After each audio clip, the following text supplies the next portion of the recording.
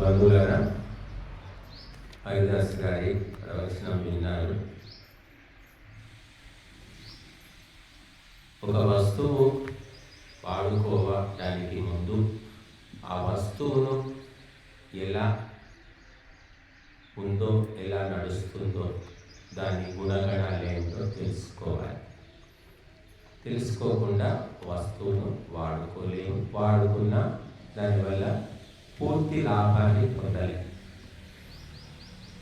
చాలామంది అమ్మగారు cell phone వాడడం తెలియదు. వాళ్ళు ఏదో ఫోన్ చేయడం, వస్తే మాట్లాడడం, అది కూడా ఎలాగో నేర్చుకున్నారు. మిగతా విషయాలు పెద్దగా వాడలేవు, తెలుసుకోవాలని కూడా వాళ్ళకి లేదనుకోండి. ఇలాగా ప్రతి వస్తువు ప్రపంచం లోపల మానవుడు తయారు చేసిన వస్తువులన్నీ మనం తెలుసుకొని వాడుకోవాలి. తెలుసుకోకుండా వాడుకుంటే లాభము కావచ్చు, నష్టము కావచ్చు, మనకు తెలియదు. మరి ఒక వస్తువు, సజీవమైన వస్తువు మన శరీరం, దీన్ని వాడుకుంటున్నాం, దీంట్లో ఉన్నాం. అదేగో సొంతమో ఏదో ఒకటి శరీరంలో ఒక్కొక్క ఆత్మ ఉంది. ఆత్మ ఉందని మనం అంటున్నాం. నాస్తికులు ఏమంటారు? ఆత్మ లేదు, పాడు లేదు, శరీరాలు ఉన్నాయంటే ఆత్మ అనేది లేదు, అది మొత్తం మోసం అని వాళ్ళు అంటారు. ప్రాణం అయితే ఉందని ఒప్పుకుంటారు వాళ్ళు, చైతన్యం అంటారు. ఈ శరీరం ఏమిటి? దేనితో తయారైంది? ఇది ఎందుకు తయారైంది? ఎవరు తయారు చేశారు? దీన్ని దేనికోసం వాడుకోవాలి? ఈ 4 తెలుసుకోవాలి. ఎవరికి తెలుసు? ఎవరికి తెలియదు. 10th క్లాస్ వరకు ఉన్న పాఠాల్లో ఇది ఉందా? లేదు. ఇంటర్లో లేదు, డిగ్రీలో లేదు, పీజీలో లేదు, పిహెచ్డీలో కూడా లేదు. కొన్ని విషయాలు మనం సైన్స్ ద్వారా తెలుసుకుంటాం.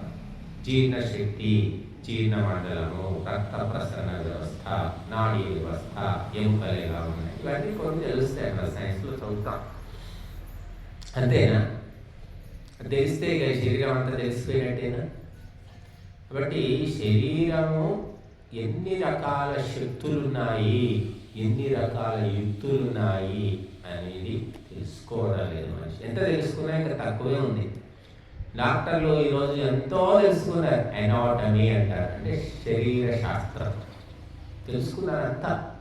కానీ ఇంకా ఆకలి అంటే ఏమిటి, what is the definition of hungry తెలియదు. నిద్ర అంటే ఏమిటి, డెఫినేషన్ లేదు, తెలియదు. ఎందుకు నిద్ర వస్తుంది, ఎందుకు రావట్లేదు, ఏ రసాయన ప్రక్రియ అనేది వాడికి తెలియదు. ఈ మనస్సు అంటే ఏమిటి? సరే, శరీరం ఎంతో కొంత తెలుసుకోగలుగుతాం. మనస్సు గురించి తెలిసిన వాడు ఎవడైనా ఉన్నాడా ఈనాడు ప్రపంచంలో? సైకాలజిస్టులు, సైకియాట్రిస్టులు, తర్వాత కౌన్సిలింగ్ చేసేవాళ్ళు ఎవరు? మనసు ఏమిటో ఎవరికి తెలియదు. ఆ మనస్సుతో గడుపుతున్న మనిషికే తెలియదు. నీ మనసులో ఏముందో, ఏం జరుగుతుందో, నువ్వు ఎందుకు అలా ఆలోచిస్తున్నావో ఆ మనిషికైనా తెలుసా? తెలియదండి, నాకు ఎందుకు ఇట్లాంటి ఆలోచనలు వస్తున్నాయో తెలియదండి అని అంటారు. మన మనసులో ఏం జరుగుతుందో మనకే తెలియదు. ఒక వ్యక్తి అనుకోకుండా హత్య చేస్తాడు. ఇంతకుముందు ఎప్పుడు అతను హత్యలు చేసిన మనిషి కాదు, హంతకులతో తిరిగిన వాడు కూడా కాదు. హత్య చేసేసాడు. చేస్తానని అతనికి కూడా తెలియదు. హఠాత్తుగా జరిగిపోయింది హత్య. అన్ప్లానెడ్ మర్డర్ అంటారు. దానికి శిక్ష తక్కువ. మన చట్టాలు ఎట్లా ఉన్నాయి? అన్ప్లానెడ్ మర్డర్ అంటే ఉండే దానికోసం సిద్ధం కాకుండా హఠాత్తుగా ఎమోషనల్ మర్డర్ అంటారు. కోపంలో చంపేశాడు. వారికి శిక్ష తక్కువ. అదే ప్లాన్ వేశాడు అంటే, ప్లాన్ అంటే ఏముంటుంది?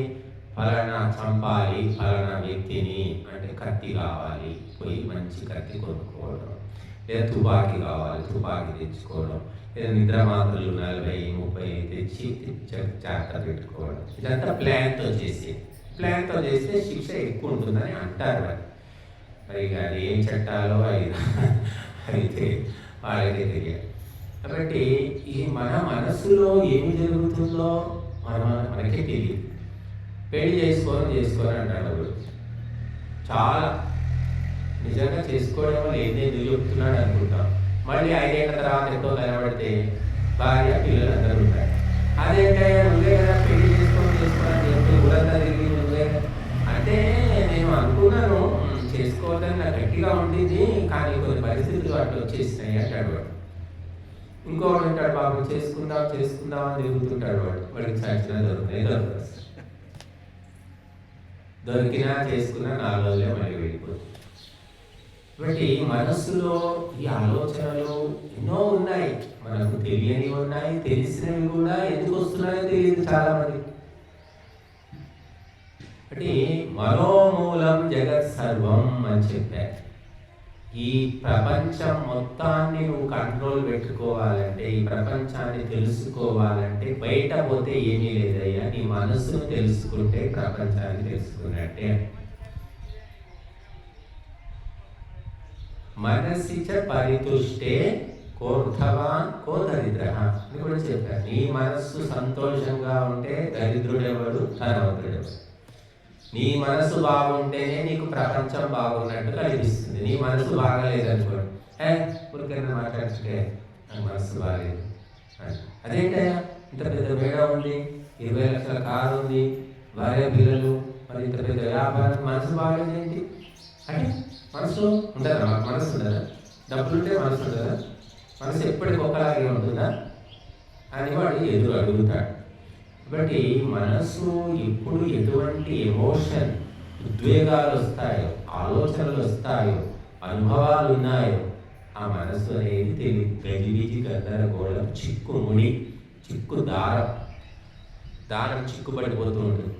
చిక్కుబడిన దారాన్ని మీరు ఎక్కడి నుంచి విప్పుతారు తెలియదు. ఎక్కడి నుంచి విప్పినా అది మొత్తం విప్పగలుగుతామా లేదా తెలియదు. అలాగా ఈ మనస్సును తెలుసుకోవాలి అంటే మార్గం ఏమిటి? అది తెలుసుకోనంత వరకు నువ్వు పుట్టడం, చావడం, పుట్టడం, పెళ్లి చేసుకోవడం, పిల్లలు వేయడం, మళ్ళీ జన్మలు ఎత్తడం, మళ్ళీ ఏ రకమైన జీవిగా పుడతావో కూడా తెలియదు. కాబట్టి మనస్సును మనం తెలుసుకోవాలి. నువ్వు మనస్సును తెలుసుకున్నప్పుడు నీకు పరిపూర్ణమైనటువంటి శాంతి. ఆ మనస్సు ఉంటేనే ఆ మనస్సును తెలుసుకుంటాం. మనసు లేనప్పుడు మనసును ఎలా తెలుసుకుంటాం? పిచ్చివాడికి మనసు లేదా? చెప్పండి. పిచ్చివాడికి మనస్సు ఉంది, కాకపోతే గజిబిజి గందరగోళం. అందుకే వాడు ఎప్పుడేం చేస్తాడో తెలియదు. వాడికి కూడా మనస్సు ఉంది, అందులో రాజసికము, తామసికము, సాత్వికమైన మనస్సు, 3 రకాల మనస్సులు ఉన్నాయి. సాత్వికమైన మనస్సు, సరళమైన మనస్సు, నిర్మలమైన మనస్సు. నిర్మలంగా ఉంటాడు పాపం వాడు. ఎవరి జోలికి పోయేది లేదు, ఎవడేమన్నా పట్టించుకునేది లేదు, హాయిగా ఉంటాడు. రాజసిక కోరికలు, పదవులు కావాలి, డబ్బు కావాలి, ఇంకేదో సినిమా యాక్టర్ కావాలి, కోరికలు వాడు రాజసికం. తామసికం కడుపు నిండా తినాలి, కంటి నిండా పడుకోవాలి, మంచి బట్టలు కట్టుకోవాలి, అంతే. ఏ పని మాత్రం చేయొద్దు, సో మరి పడుకోవాలి. తామసికమైన మనసు. మళ్ళీ అందులో రకరకాలైనటువంటి తత్వాలు, ప్రభావాలు, సంస్కారాలు అని చెప్పారు. కాబట్టి ఏ సంస్కారం ఎప్పుడు జాగృతమవుతుందో తెలియదు. ఈ మనస్సు లోపల గూడు కట్టుకున్న సంస్కారాలు ఎన్నో రకాలు ఉన్నాయి. అవి సమయం వచ్చినప్పుడు, కర్మ పరిపక్వమైనప్పుడు జాగృతం అవుతూ ఉంటాయి, సందర్భం వచ్చినప్పుడు కూడా అవుతూ ఉంటాయి. కనుక మన మనస్సులోని ఆలోచనలను, సంస్కారాలను, అనుభవాలను, ప్రభావాలను పూర్తిగా తెలుసుకోవాలి అంటే మనసు లోతుల్లోకి పోవాలి. అంతర్ముఖం అంటారు. మన ముఖం ఎలా ఉన్నా ఈ అంతర్ముఖంలోకి పోవచ్చు. విశేషమైన ప్రయత్నం చేయాలి. మనస్సు లోతుల్లోకి పోవాలంటే ఏమిటి మార్గము అంటే అష్టాంగ యోగము అని చెప్పారు. అష్టాంగ యోగం నువ్వు ఆచరిస్తూ ఉంటే క్రమక్రమంగా మనస్సు అనే పద్మవ్యూహంలోకి వెళ్తా. క్రమక్రమంగా, ఒక్క రోజులో కాదు, ఒక జన్మలో కాదు, క్రమంగా జరుగుతుంది. కానీ ఈ సాధన చేస్తూ ఉండాలి. యమము, నియమము, ఆసనము, ప్రాణాయామం, ప్రత్యాహారం, ధారణ, ధ్యానం, సమాధి, లాస్ట్. కాబట్టి ఆ మనస్సును తెలుసుకోనంత వరకు, అర్థం చేసుకోనంత వరకు, ఆ మనస్సును బాగు చేయనంత వరకు నీకు మోక్షము లేదు, పరిపూర్ణమైన ఆనందం లేదు. అందుకే మహాపురుషులు వాళ్ళ జీవితాలను అర్పించి సాధన చేశారు. వాళ్ళు మనస్సు లోతుల్లోకి వెళ్ళి పరమ సత్యాలను తెలుసుకొని పరమానందాన్ని పొంది మనకు కూడా ఇంత పంచిపెట్టారు, మనకు కూడా ఇచ్చిపోయారు. సంగీతం చూడండి, సంగీతం పాడితే అందరికీ సంతోషం, రాని వాడు కూడా సంతోషంగా వింటాడు. ఎందుకు సంతోషం కలుగుతుంది? మనస్సు కూడా కాస్త ప్రసన్నంగా ఉన్నట్టు అనిపిస్తుంది. మనస్సు మీద అనేక రకాల ప్రభావాలు పనిచేస్తుంటాయి. మాట, పాట, ఆట, పని, సాంగత్యం, ఎన్నో ప్రభావాలు. కనుక అందుకోసమే మనకేం చెప్పారు అంటే, సత్సంగత్వే నిస్సంగత్వం, నిస్సంగత్వే నిర్మోహత్వం, నిర్మోహత్వే నిశ్చలతత్వం, నిశ్చలతత్వే జీవన్ముక్తి. కాబట్టి కేవలము సత్సంగం చేయండి అయ్యా. మంచి వ్యక్తుల మధ్య ఉంటే మనసు ప్రసన్నంగా ఉంటుంది. మీ పక్కన ఒక పనికి మాలోడు, ఒక పని దొంగ, ఒక నిద్రపోతూ, సోమరిపోతూ ఎవడో ఉన్నాడు, మూర్ఖుడు ఉన్నాడు అనుకోండి, ఏమైపోతుంది? మన మనసు అంతా కకావికలం అవుతుంది. ఎందుకంటే పిచ్చి పిచ్చి చేస్తాడు, పిచ్చి మాటలు మాట్లాడతాడు, అనవసరమైనవన్నీ తీసి అడుగుతూ ఉంటాడు. అదే ఒక మంచి వ్యక్తి పక్కన ఉంటే ఏమవుతుంది? మన మనసు కూడా ప్రసన్నం. అందుకే ఈ మంచి వ్యక్తులు ఏం చేస్తుంటారు అంటే, మంచి వ్యక్తులందరూ కూడా భగవంతుని ధ్యానం చేస్తారు, భగవంతునికి ఇష్టమైన పనులు చేస్తారు. కాబట్టి వాళ్ళ మనస్సు బాగుంటుంది. కాబట్టి వాళ్ళ పక్కన ఉంటే మన మనస్సు బాగుంటుంది. మీ ఆశ్రమానికి వచ్చామండి, యజ్ఞంలో కూర్చున్నాము, మీరు చెప్పే భజనలు విన్నాము, ప్రవచనం, మనసు అంతా పాడైపోయిందండి అని ఎవరైనా అనగలుగుతారా? చాలా ప్రశాంతంగా ఉందండి, మంచి నిద్ర కూడా పెట్టిందండి, రాత్రి మా ఇంట్లో నిజంగా సమస్యలని మర్చిపోయాను, మేము ఇక్కడికి వచ్చాక కాస్త నాకు రిలీఫ్గా అనిపించిందండి అంటారు తప్ప, ఇక్కడికి వచ్చి మనసు పాడైంది అన్నాడు అంటే ఇక వాడంత పాపాత్ముడే లేడని అర్థం. ఎందుకంటే ఇక్కడ మనస్సు బాధ పెట్టే పనులు జరగడం లేదు, మనస్సు బాధ పెట్టే మాటలు మనం మాట్లాడటం లేదు. ఇక్కడ అందరి మనస్సు ప్రసన్నమయ్యేటటువంటి మాటలే చెప్తున్నాం. ఎందుకంటే అందరి మనస్సులను శాసించే ఆ పరమాత్మ తత్వము ఇక్కడ బోధన జరుగుతుంది. ఆ పరమాత్మకు ఇష్టమైన పని యజ్ఞం జరుగుతుంది ఇక్కడ.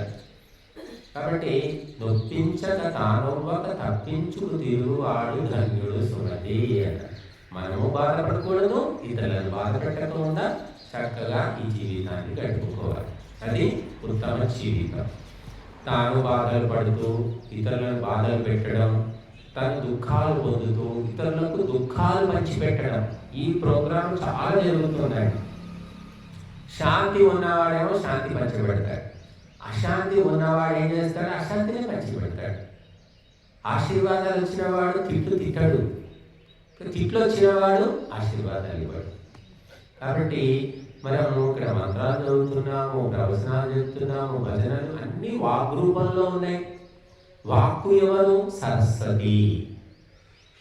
కాబట్టి సరస్వతి ఎక్కడ ఉంటుందో అక్కడ ఆనందం ఉంటుంది. సరస్వతి, సరో విజ్ఞానం తత్వతి సరస్వతి అని చెప్పారు మహర్షి దయానందుడు.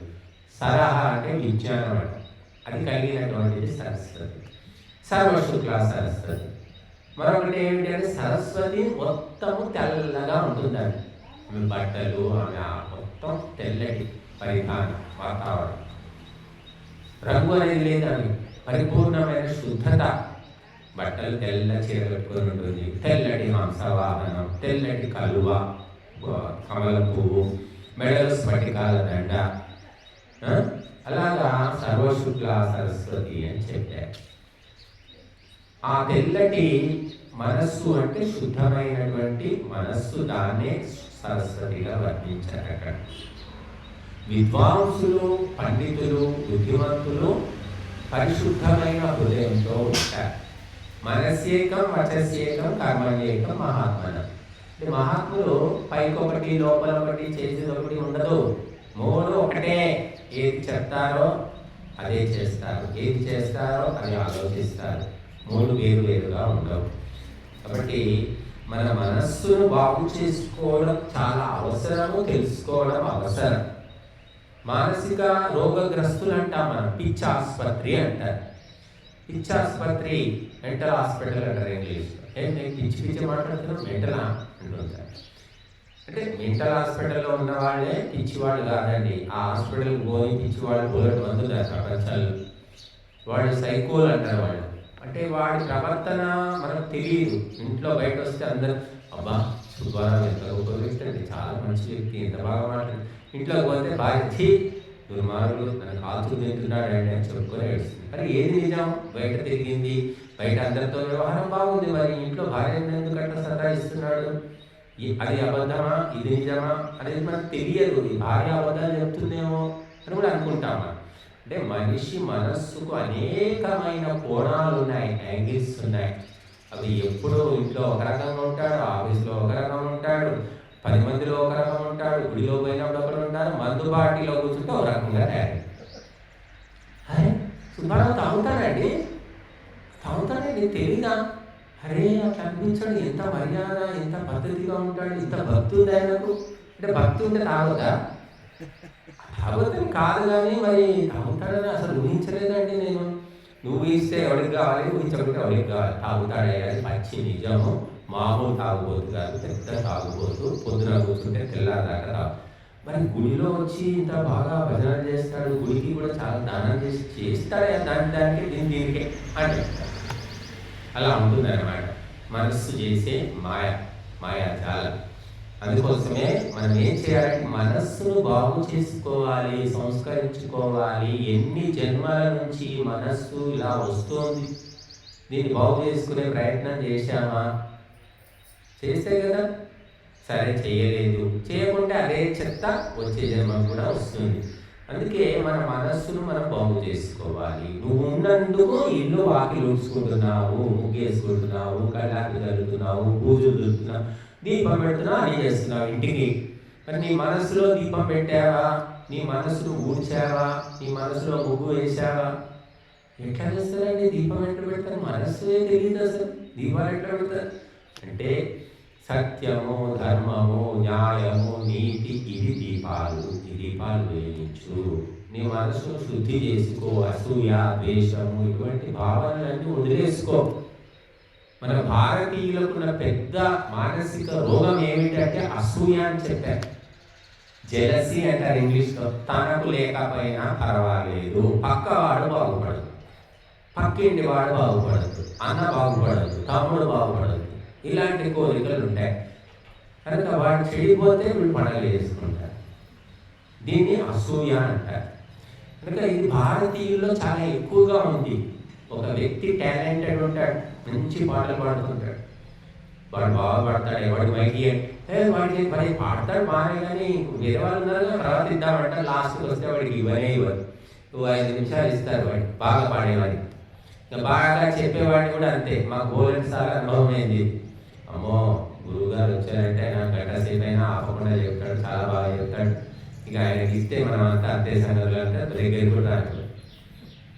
కాబట్టి ఈ అసూయ వల్ల మనిషి, అసూయ వల్ల నష్టమే తప్ప లాభమే ఉంది. పక్కవాడిను చెడు కోరుతున్నావు, పక్కవాడు చెడిపోవాలనుకుంటా. నీకు కలిగే లాభం ఏమిటంటే ఏముండదు అక్కడ. పక్కవాడు దరిద్రుడైతే నీకేమైనా లాభం అంటే లాభమేమీ ఉండదు. కానీ ఆ మానసిక రోగం అన్నమాట, మానసికమైన మురికి అలా ఉంటుంది. పక్కవాడు చెడిపో. ఇంకా విచిత్రము, గురువులు అయ్యుండి శిష్యులు బాగుపడుతుంటే ఓర్చుకోలేని గురువులు కూడా ఉన్నారండి. వాడు శిష్యుడు 20 ఏళ్ళు 10 ఏళ్ళు సేవలు చేసి చేసి చేసి వాడు పాపం దిగజారిపోయి ఉంటాడు వాడు. కానీ వాడికి ఒక రోజు కూడా వాడికి మైక్ ఇచ్చేది లేదు, వాడిని మాట్లాడించేది లేదు, వాడిని ముందుకు తీసుకుపోయేది లేదు. భర్తకు ఉద్యోగం వచ్చిందంటే భార్యకు వస్తుంది, భార్యకు ఉద్యోగం వచ్చిందంటే భర్తకు వస్తుంది. ఇది చాలా చోట్ల వింటున్నాం. భార్య వచ్చి చదువుకొని జాబ్ వచ్చేసింది, నెలకు ₹1,00,000, భర్తకి ఎంత? 50,000. అసూయ. నన్ను మించిపోయినవే నువ్వు, ₹1,00,000 సంపాదిస్తావు. ఇంకా మాట్లాడితే చాలు. ఇక నీతో ఎవరు మాట్లాడతారమ్మా, నువ్వు ₹1,00,000 సంపాదిస్తావు, నేను 50 ఏళ్ళు మామూలు ఉద్యోగిని అంటాడు వాడు. అదే అదే నేను అనలేదండి, అలాగా మీరు ఎందుకు అలా నువ్వు అనేది ఏంటి, నీ చర్చలే చెప్తున్నాయి. ఇట్లా సైకోలాగా తయారీ కాల్చుకు తింటా ఉంటాడు. మాట్లాడితే ₹1,50,000, ₹1,50,000. అంటే ఇదొక రకమైన హింస. ఇట్లా అసూయతోటి ఒకటి కాదు, మనకు ఒకటే అసూయగా సరిపో. కామము, క్రోధము, లోభము, మోహము, మదము, మాత్సర్యము అంటే అసూయ. మళ్ళీ హింస, ద్వేషం, మళ్ళీ ఇంకా రకరకాలు ఉన్నాయి. ఆసురీ సంపత్తి అంటారు దీన్ని. ఆసురీ సంపత్తి ఉన్నవాడు చాలా యాక్టివ్గా ఉంటాడు. వాడు దైవీ సంపత్తి ఉన్నాడు ఇట్లా ముద్దపప్పులాగా ఉంటాడు. ఏమి వాడికి అవసరం లేదు, ప్రపంచంతో అవసరం లేదు. ఎవరు రాని రాకపోని ఎటువంటి వికారము ఉండదు. ప్రసన్నంగా 100 మంది వచ్చినా అదే సంతోషం, ఎవరు లేకపోయినా అంతే సంతోషం. కానీ ఆసురీ శక్తులు ఈ ప్రపంచాన్ని శాసిస్తున్నాయి. ఆసురీ శక్తి ఉన్నవాడు చాలా యాక్టివ్ ఉంటాడు. చూడండి, ఉగ్రవాదులు, తీవ్రవాదులు, ఆటంకవాదులు, స్మగ్లర్లు అంటే ఎలా ఉన్నారు, ఎంత ప్రపంచాన్ని వాళ్ళు శాసిస్తున్నారు. వాడు ప్రత్యక్షంగా శాసిస్తున్నాడు, మనము యజ్ఞము ద్వారా పరోక్షంగా శాసిస్తున్నాం కూర్చున్న దగ్గరే. కాబట్టి మనసును తెలుసుకోనంత వరకు ఈ సంసార వలయము నుంచి బయటపడడం కష్టము. ఈ మనసు ఏమిటి అంటే, చూడండి, ఒక తోటమాలి ఒక తోటను పెంచితే ఆ తోట ఎంతో సుందరంగా ఉంటుంది. ఎవరైనా తోటలో తిరగవచ్చు, నడవచ్చు, విశ్రాంతి తీసుకోవచ్చు. పూల చెట్లు ఓ పక్కన, పళ్ళ చెట్లు ఓ పక్కన, తీగలు ఓ పక్కన రకరకాలుగా అమర్చి ఆ తోటను పెంచుతాడు తోటమాలి. అడవి ఉందనుకోండి, అడవిలో దారి ఎటు ఎవరికీ తెలియదు. అడవిలో దారి మర్చిపోతే ఇంతే సంగతులు. అడవి లోపల క్రూరమృగాలు ఉంటాయి, జంతువులు ఉంటాయి, విషసర్పాలు ఉంటాయి, పురుగులు ఉంటాయి. ఒక పద్ధతిగా అడవి ఉండదు. అడవికి పోవాలి అంటే భయపడతారు. అడవి చూడడానికి అందంగా ఉంటుంది, కానీ అందులో మనం తిరగలేదు. కానీ తోటమాలి పెంచిన తోటలో సంతోషంగా తిరుగుతాము, మనస్సు కూడా ప్రశాంతంగా. అలాగా ఎవరైతే మనస్సును తెలుసుకొని మనస్సును చక్కదిద్దుకుంటారో, తీర్చిదిద్దుకుంటారో, అందులో ఉన్నటువంటి కల్మషం, చెత్త, మురికి అంతా శుభ్రం చేస్తూ ఉంటారో, వాళ్ళ మనస్సు కూడా తోటమాలి పెంచిన తోటలాగా, బృందావనం లాగా తయారవుతుంది. ఇంకా లోకంలో చాలా మంది ఏం చేస్తారంటే మనసును పట్టించుకోరు. వాళ్ళు ఇల్లు ఉచ్చడం, వాకిలు ఉచ్చడం, గిన్నెలు తోమడం, బట్టలు ఉతకడం, పొలం పోవడం, పని చేసుకోవడం, సంపాదించుకోవడం, బ్యాంకుకు పోవడం, పెళ్లికి పోవడం, ప్రతిదంతా కార్యక్రమాలు జరుగుతాయి తప్ప జీవితంలో ఒక్క 10 నిమిషాలైనా ఈ మనస్సు ఏమిటి, మనస్సు ఎలా ఉంది, నా మనసులో ఎందుకు ఇటువంటి ఆలోచనలు వస్తున్నాయి అని ఎవ్వరు కూడా మనసు గురించి మనసు పెట్టి ఆలోచించారు. ఏదో గడిచిపోతూనే ఉంటుంది, జీవితం గడిచిపోతూనే ఉంటుంది. ఎప్పుడంటే అప్పుడు ఏదో రోగం వస్తుంది, మానసిక రోగం. అప్పుడు డాక్టర్ దగ్గరికి పోతే అప్పుడు చెప్తాడు, నీకు మానసిక రోగం అయ్యా, నీకు వచ్చింది అని. ఆడికి వచ్చింది అంటే అది వచ్చింది, నీకు నువ్వు చేస్తున్న పనులు అట్లా ఉన్నాయి. మనస్సును పట్టించుకోకుండా ఊరికే పశువులాగా, జంతువులాగా తిరుగుతూ పోతే ఏమొస్తుంది అసలు? ఒక పశువును, జంతువును అర్థం చేసుకోవచ్చండి, మీరు చూడండి. కానీ మనిషి మనస్సును ఆ మనిషే అర్థం చేసుకోలేడు. వాడు కుక్కకు ట్రైనింగ్ ఇస్తాడు వాడు, కానీ ఆ కుక్కను ట్రైనింగ్ ఇస్తున్న నీ మనసుకు ట్రైనింగ్ ఇవ్వగలుగుతావా అంటే ఇవ్వలేవు. కామాన్ని ఆపుకోలేవు, క్రోధాన్ని ఆపుకోలేవు, లోభం ఆపుకోలేవు. ఏది ఆపుకోగలుగుతావు? జయించడం పక్కన పెట్టండి, ఆపడం కాసేపు, దాన్ని ఆపుకోవడం అది కూడా చాటగా. ప్రాక్టీస్ చేస్తే కదా, అభ్యాసం చేస్తే అన్నీ సాధ్యమే. అభ్యాసేన చ కౌంతేయ వైరాగ్యేన చ గృహ్యతే అన్నాడు గీతలు. ఏమిటి? అభ్యాసము చేయడం వల్ల, వైరాగ్యం వల్ల ఈ మనస్సు స్వాధీనం అవుతుంది అన్నాడు. ప్రాక్టీస్ చేయవయ్యా. తర్వాత వైరాగ్యము అంటే ఇది కావాలి, అది కావాలి, అది కూడా కావాలి, ఇది కూడా కావాలి, మొత్తం కావాలి అనేది వైరాగ్యం కాదు. వైరాగ్యం అంటే ఇది వద్దయా, అది కూడా వద్దు, ఏమొద్దు నాకు, మీరు తీసుకోండి, మీరు తినండి, మీరు ఉండండి, ఏదో నాకు ఇంత పెట్టండి, లేకుంటే లేదు. ఇది వైరాగ్యం అంటే. వైరాగ్యం ఉంటే ఎవరికి లేదు. 50 చీరలు ఉన్నాయి కదండి, ఇంకెందుకు చీరలు అంటే 50 ఉన్నాయండి, 50 ఉంటాయి, ఊరికి ఎన్నిసార్లు కట్టుకుంటాం. ఈసారి మా చెల్లెలు పెళ్ళి అవుతుంది, పెళ్ళిలో 50 పాత చీరలు కట్టుకొని పోవాలన్నా ఇంకో 10 చీరలు తీసుకోండి. ఇది వైరాగ్యం కాదు, రాగం అంటారు. ఆసక్తి, ఇంకా కావాలి, ఇంకా కావాలి, బట్టలు కావాలి, భోజనం, ఏది ఎప్పుడు చూసినా లడ్డూలు, గారెలు, బూరెలు, ఇవేనా అని పాతకాలం వంటలు, పిజ్జాలు, బర్గర్లు.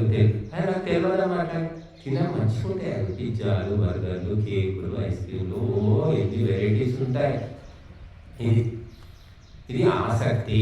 ఇంకా ఆసక్తిలో పడిపోయిన వ్యక్తికి ఇంకేమీ లేదు. వైరాగ్యం ఉంటే మనస్సు దారికి వస్తుందట, అభ్యాసంతో దారికి వస్తుంది. నువ్వు అభ్యాసం చేయట్లేదు, వైరాగ్యమే లేదు. అది కావాలి, ఇది కావాలి, ఇది తక్కువైంది, అది తక్కువైంది. ఆర్మూర్లో ప్లాట్ కొనుక్కోవాలి, అంకాపూర్లో ఉండాలి, మళ్ళీ హైదరాబాద్లో కూడా ఎప్పుడైనా అవసరం వస్తే అక్కడ ఒకటి అపార్ట్మెంట్ కొని పెట్టుకోవాలి. ఇంకెక్కడెక్కడ నిజామాబాద్లో కూడా ఏమో ఉంటే ఉంటే ఉంటే ఏమైంది, నష్టమే ఉంది. ఒక కొనుక్కు అదొకటి అక్కడ, అని అక్కడ ఒకటి, ఇక్కడ ఒకటి, ఇలా ఆసక్తి ఆసక్తి ఆసక్తి. ఎన్నిళ్ళలో నువ్వు ఉంటావో పోయి, ఎవరు ఉండరు, ఒక్క చోటే ఉండగలుగుతాం. కానీ ఆసక్తి, రాగము అంటారు. వైరాగ్యం శూన్యము. ఏమో రేపటి మనకు వస్తుంది, దాచిపెట్టు, అరే ఇది పాడైపోతుంది, బూజు వస్తుంది, ఇప్పుడు తినకపోతే అందరికి మర్చిపెట్టు. ఎందుకండి మర్చిపెట్టడం, రేపు తిద్దాము, వాసన వస్తుందేమో. వాసన ఏం రాదండి, పొద్దున ఏ వాసన వస్తుంది, సాయంత్రానికి అయితే వస్తుంది. పొద్దున్న దాకుండా నేను పొద్దున్న తిందాం లేండి, లేదా ఫ్రిడ్జ్ ఉంది కదా, ఫ్రిడ్జ్లో పెట్టుకోవడం. ఫ్రిడ్జ్లో వచ్చిన తర్వాత అయితే దానం అనేది పోయింది. అసలు అన్నదానం లేదు, కూరదానం లేదు, ఏ దానం లేదు.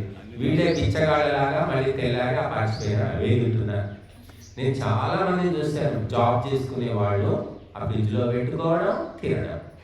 మళ్ళీ ఇంకా కొంతమంది బుద్ధిమంతులు అది వేడి చేసుకొని తింటున్నారు, తొందరగా కావడానికి వినాశక. ఫ్రిడ్జ్లో చల్లగా ఉండి తీసి అప్పటికప్పుడు వేడి చేస్తే అది విషమైపోతున్నాడు. అసలు ఫ్రిడ్జే పెద్ద విష పేటిక. ఆ విష పేటికని తెచ్చి పెట్టుకున్నారు విషకన్యలాగా ఇళ్ళలు. మాకు ఫ్రిడ్జ్ కొనిస్తామంటే వద్దు బాబు, మాకు ఫ్రిడ్జ్లో ఏముందన్నా. ఫ్రిడ్జ్ కానీ, ఎయిర్ కూలర్ కానివ్వండి, ఇంకేమో వచ్చాయి, ఎయిర్ కండిషనర్, అన్నీ ప్రతి ఒక్కటి కూడా మనం నాశనం చేయడానికే తప్ప మనకు ఆరోగ్యము ఇవ్వదు, మనశ్శాంతి ఇవ్వదు. తాత్కాలికంగా అనిపిస్తుంది అంతే. కాబట్టి మనస్సును బాగు చేసుకోవాలి, కంట్రోల్ చేసుకోవాలంటే అభ్యాసము చేయి, ప్రాక్టీస్ చేయి. రోజు కూర్చో, కాసేపు యజ్ఞం చేస్తావా, ధ్యానం చేస్తావా, భజన చేస్తావా, పారాయణం చేస్తావా, ఏదో ఒకటి చెయ్యి. దేనివల్ల లాభము నీ కంటికి కనబడదో ఆ పని చెయ్యి. లాభం వచ్చే పనులు చేస్తున్నాడు, పోతాడు, జాబ్ చేస్తాడు, పొలం పని చేస్తాడు, తోట పని చేస్తాడు, పశువులకు గడ్డి పెడతాడు, పశువులకు ఇవన్నీ కూడా నీకు లాభం కనబడుతుంది. ధ్యానం చేస్తే లాభం ఏం కనబడుతుంది? పైసల రూపంలో కనబడదు. యజ్ఞం చేస్తే పైసల రూపంలో కనబడదు. భజన చేస్తే పైసల రూపంలో, ఏ రూపంలో కనబడదు అసలు. ఇన్నేళ్ళైందయ్యా, 10 ఏళ్ళ నుంచి యజ్ఞాలు చేస్తుంది, ఏమొచ్చిందయ్యా నీకు అంటే ఏం కాదు. ఏమొచ్చిందని చూపించడానికి అది కనబడదు. కాబట్టి లాభాపేక్ష లేకుండా వ్యక్తిగతంగా చేసుకునే సాధన అభ్యాసము. ఆ అభ్యాసం అనేది చేస్తే మనస్సు నిలకడ అవుతుంది, మనస్సు యొక్క తత్వం తెలుస్తుంది. తర్వాత వైరాగ్యం అన్నారు. వైరాగ్యం అంటే ఆసక్తి అనేది అవసరమే. మనం వండుకోవాలి, తినాలి అనేది ఆలోచన లేకపోతే ఎవరు తెచ్చి పెడతారు మనం. కానీ ఆసక్తి ఉండడం వేరు, అతి ఆసక్తి ఉండడం వేరు. అన్నం వండుకోవాలి, పప్పు వండుకోవాలి, తినాలి, అయితే అన్నము, పప్పు, కూర, చారు, అప్పడాలు, వడియాలు, మజ్జిగ, చట్నీ, ఇంకా మధ్య స్వీట్ కూడా ఉంటే బాగుంటుందండి. ఇంకా అంతే, ఇవన్నీ ఉండాల్సిందే. కొంతమంది అప్పు చేసి పప్పు కూడా తినేవాళ్ళు ఉన్నారు. అన్నీ 4-5 రకాలు ఉంటే కానీ వాళ్ళకు రేపు ఏమైనా కానీ అప్పులైనా చేయని పర్లేదు, కానీ తినాల్సిందే. తిండి బోధలు అంటారు వాళ్ళు. అది వాళ్ళు తింటారు, వాళ్ళకి అరుగుతుంది కూడా. మనకేమో ఒక్కటే అన్నం వండి పప్పు వండుకొని తినేసరికి అదే చాలా అయిపోతుంది. దాంతోటే మనకు సమయం ఉండదు, మనం తినలేము, అరిగించుకోలేము. కాబట్టి ఆసక్తిని వదిలించుకుంటున్న కొద్దీ నీ మనస్సు నీకు స్వాధీనం అవుతుంది. వైరాగ్యం మెచ్చుకోను. ఎవరి ఏముందయ్యా, ఎవరు తీసుకుపోయేది, ఎవరు తీసుకొచ్చినాం, అసలు మన మనిషికి ఎంత కావాలి, కడుపుకి ఎంత కావాలి, ఎన్నేళ్ళు బతుకుతాం, ఇట్లాంటి ఆలోచన విధానం ఉందంటే నీకు వైరాగ్యం ఉందంటే. ఎప్పటికీ ఇంకా 1000 ఏళ్ళు బతుకుతాం అన్నట్టుగా మనుషులు కూడా పెడుతున్నారు. వాడు ఎప్పుడు చదువుతాడో వాడికే తెలియదు. మంచం పట్టినా కూడా ఆ వైరాగ్యం రాదు. కొంతమంది కాళ్ళు చేతులు పడిపోతాయి, మంచం పడతారు, కోటీశ్వరుడు, కానీ వాడికి మా కాళ్ళు చేతులు పడిపోయాక నోరు పడిపోలేదు కదా, వాడు అరుస్తూనే ఉంటాడు. అక్కడ వ్యాపారాలు ఏమైతే పోయి చూసుకోరా చూసుకోరా, అది చూసుకోరా ఇది చూసుకోరా అని అరుస్తూ ఉంటాడు. కాబట్టి వైరాగ్యం అనేది చాలా కష్టం. అభ్యాసం కింద మీద పడి ఎట్లాగో చేయొచ్చు, కానీ వైరాగ్యం అంటే పూర్తిగా తృష్ణారాహిత్యం అంటారు. వితృష్ణ. ఏమయ్యా స్వామీజీ మీకు బట్టలు తీసుకొస్తాను, ఎందుకైనా నాకెందుకైనా ముళ్ళ బట్టలే కట్టుకోవట్లేదు, ముళ్ళ బట్టలు చేయండి. లేదు స్వామీజీ మాకు ఏదో ప్రేమ వద్దయ్య, ప్రేమ ఏమవుతుంది, ఇంకెవరికైనా దానం చేయండి, బట్టలు అయితే వద్దే, కావాలంటే డబ్బులు ఇస్తే దేనికైనా మంచి పని వాడతాము నేను చెప్తుంటాం. అరే బట్టలు తెస్తాడు వద్దంటున్నాడు, డబ్బులు అడుగుతున్నాడు స్వామీజీ అని ఒక ప్రచారం. అంటే ఉన్నాయా బట్టలు, ఇంతకని కట్టుకుంటాం, ఏం చేసుకుంటాం. నీలాగా 10 మంది భక్తులు పెట్టారు, రోజుకు ఒక రకం బట్టలు కట్టాలి. కాబట్టి డబ్బులు అయితేనే మన అవసరానికి వాడుకోవచ్చు, ఇతరులకు ఇవ్వచ్చు. ఈ బట్టలు ఎవరు తీస్తే ఎవరు కట్టుకుంటాడు మరి. కాబట్టి బట్టలు పెడతాం అంటారు చాలా మంది. వద్దామా అని చెప్తూ ఉంటాం. కొంతమంది వింటారు, కొంతమంది వినరు. సరే స్వామీజీ మీ ఇష్టం, డబ్బులు చూసుకొని ఏమైనా చేసుకోండి. బట్ ఈ బట్టల పిచ్చి, తిండి పిచ్చి, ఇంటి పిచ్చి, స్థలాల పిచ్చి, నగల పిచ్చి, మేకప్ పిచ్చి, ఎన్నో జీవితం అంతా వాళ్ళకి అంతే గడిచిపోతుంది. నేను చూస్తూ ఉంటాను అప్పుడప్పుడు ఈ పెళ్ళిళ్ళలో ఏదో తప్పనిసరిగా కొంచెం వెళుతూ ఉంటాను. పిల్లలు ఉంటారు, పిల్లలు పెళ్ళిలో ఆడుతూ ఉంటారు, 1 గంట సేపు తర్వాత మాయమవుతారు, మళ్ళీ వస్తే మళ్ళీ ఇంకో డ్రెస్, మళ్ళీ 1 గంట సేపు అయిన తర్వాత మళ్ళీ ఇంకో డ్రెస్, 3-4 డ్రెస్సులు మార్చుకొని ఆ పిల్లలు ఎగురుతూ ఉంటారు. ఈ మహిళలు కూడా అంతే, కొంతమంది ఇట్లా అట్లా తిరుగుతారు, మళ్ళీ లోపల పోతారు, మళ్ళీ ఇంకో డ్రెస్ వేసుకొని వస్తారు. ఈ మధ్య ఆ పిచ్చి బాగా పెరిగిపోయింది. మేకప్ చేసుకోవాలి, బట్టలు వేసుకోవాలి, అందరూ నన్ను చూడాలి, నన్ను మెచ్చుకోవాలి, అందరి కంట్లో నేను పడాలి. దేంతో పడాలి అంటే బట్టలు మార్చుకొని మేకప్ తోటి నేను అందరి కంట్లో పడాలి. మంచి గుణాలతో కాదు, మంచి అలవాట్లతో కాదు, మంచి మాటలతో కాదు, మంచి పాటలతో కాదు, మంచి పనులతో అసలే కాదు. ఈ రకంగా వైరాగ్యం అనేది కించిన్ మాత్రం కూడా మనుషుల్లో కనబడటం లేదు. ఇది సామాన్య వ్యక్తులు పక్కన పెట్టండి. 20 ఏళ్ల పిల్లాడికి ఏం వైరాగ్యం ఉంటుంది, 30 ఏళ్ల పిల్లాడికి ఏం వైరాగ్యం, 70 ఏళ్ళు వచ్చిన వాళ్ళకి, 80 ఏళ్ళు వచ్చిన వాళ్ళకి ఎవరికి ఉంది వైరాగ్యం? ఏదో గతి లేక తప్ప. నిజంగా వైరాగ్యం వస్తే ఎవడు ఇల్లు పట్టుకొని ఉంటాడు. అక్కడ వృద్ధాశ్రమాలు ఉన్నాయి, వెళ్ళి చూడండి. చాకగా పాపం నడవలేకపోతుంటారు, నడుము లొంగిపోయే. అయినా కూడా వాళ్ళకి ఎప్పుడు చూసినా వైరాగ్యం లేదు. అయ్యో కొడుకు తీసుకోపోలేదు, కోడలు ఫోన్ చేయలేదు, మనవాడు పలకరించలేదు, ఏవో ఇలాంటి ఆలోచనలు ఉంటాయి.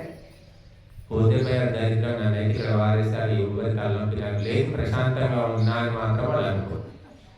ఇంకా వైరాగ్యం అంటే అన్నిటి పట్ల ఆసక్తి. దృష్టానుశ్రవక విషయ వితృష్ణస్య వశీకార సంజ్ఞా వైరాగ్యం. అంటే చూసేది, విన్నది, వేటి పట్ల ఆసక్తి ఉండకపోవడం. వాడుకుంటున్నాం అంతే తప్ప ఆసక్తి అనేది ఉండకూడదు. ఆసక్తి ఉంటే ఏమవుతుందంటే దాన్ని దాచిపెడదాము, దాన్ని ఇంకా పెంపొందిద్దాము అని 2 కోరికలు ఉంటాయి. ఆసక్తి ఉంది, ఆసక్తి లేదనుకో దాచిపెట్టేది ఏం లేదు. ఇక్కడ అన్ని ఇలాగే వదిలిపెట్టి పోతున్నాము. రోజు రాత్రి పుస్తకాలు ఉన్నాయి, అవి ఉన్నాయి, ఏది ఎవడేమో ఎత్తుకోవట్లేదు. ఎత్తుకుపోయాడు అనుకోండి, కర్మ ఎత్తుకుపోయేది రాస్తుందేమో, పోయింది అనుకోవాల్సింది. ఇంకా దాచిపెట్టడం ఎంతకాలం దాచిపెడతాం మనం, ఎన్నైనా దాచిపెడతాం. దానికి ఒక పెద్ద వ్యవస్థ కావాలి మళ్ళీ. కనుక భగవంతుని మీద భారం వేసేసి ధర్మ కార్యాలు చేసుకుంటూ పోవడము. భయం, ఎంతెంత ధనం పెరుగుతూ ఉంటుందో అంతంత భయం అండి. గురువులు కూడా భయపడుతున్నారు. ఇప్పుడు మాకంటే ఇక్కడ ఏమీ లేదు, బ్యాంకులో లేదు, ఇక్కడ లేదు, ఏమీ లేదు, కాబట్టి ధైర్యంగా ఉన్నా. ఏమీ లేకుంటేనే అభయం. అన్నీ ఉన్నాయనుకోండి, మీరు గురువులు జగ్గి వాసుదేవ్ ఉన్నాడు, రవిశంకర్ ఉన్నాడు, లేకపోతే రామ్దేవ్ బాబా, మీరు అక్కడికి పోవాలంటే కుదరదండి. ఇక్కడ నాకు వచ్చి తలుపు కొడితే నేను తలుపు తీస్తాను, ఎవరు బాబు అని. అక్కడ అట్లా ఉండదు. అక్కడ వాచ్మెన్లు, సీసీ కెమెరాలు, పర్మిషన్లు, పెద్ద కథ కార్ఖానా ఉంటుంది. ఎందుకంటే ఎంతెంత ధనము పెరుగుతుందో, ఎంతెంత ఐశ్వర్యము వైభవము పెరుగుతుందో అన్ని రకాల రక్షణ అవసరం అవుతుంది. అదేమీ లేకుంటే ఆయన ప్రశాంతంగా ఉండవచ్చు. మళ్ళీ ఒక సెక్రటరీ కావాలి, మేనేజర్ కావాలి, వాచ్మెన్ కావాలి. ఇదంతా ఏమిటి? ఇది సుఖమా దుఃఖమా అంటే జ్ఞానవంతుడికి వివేకికి దుఃఖమేనట. వ్యవస్థను పెంచుకుంటూ పోవడం, దాన్ని మళ్ళీ కాపాడుకోవడానికి తిప్పలు పడడం, ఇదంతా దుఃఖమే అని చెప్పారు. యోగ దర్శనంలో స్పష్టంగా చెప్పారు, దుఃఖమేవ సర్వం వివేకినః అన్నారు. కనుక ఎవరి కర్మ వాడు, ఎవరికి ఇష్టమైతే వాడు వస్తాడు, ఉంటాడు. ఆకర్షించడానికి మనం వేరే ప్రయత్నాలు ఎదురు చేయాలని అవసరం లేదు అని చెప్పారు. అంటే ఆధ్యాత్మికం అంటేనే అన్ని సంబంధాలు తెంపుకొని భగవంతుని యొక్క కార్యాలు చేసుకుంటూ పోవడమే. కీర్తి కాంత కనకం మీద ఆపేక్ష లేకుండా ఉండడం, వైరాగ్య భావన. మహర్షి దయానందుని జీవితంలో మనం చూస్తాం.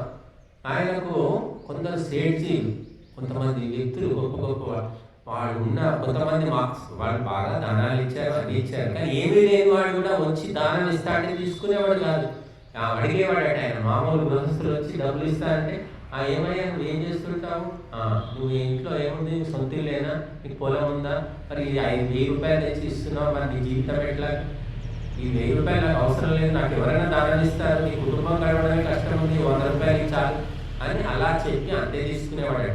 కానీ ఎవడిస్తే వాడు తీసుకోవడం కాదు, మనం ఆలోచించాలి. దోచుకోవడం దాచుకోవడం. ఈనాడు స్వామీజీ కూడా అలాగే తయారు.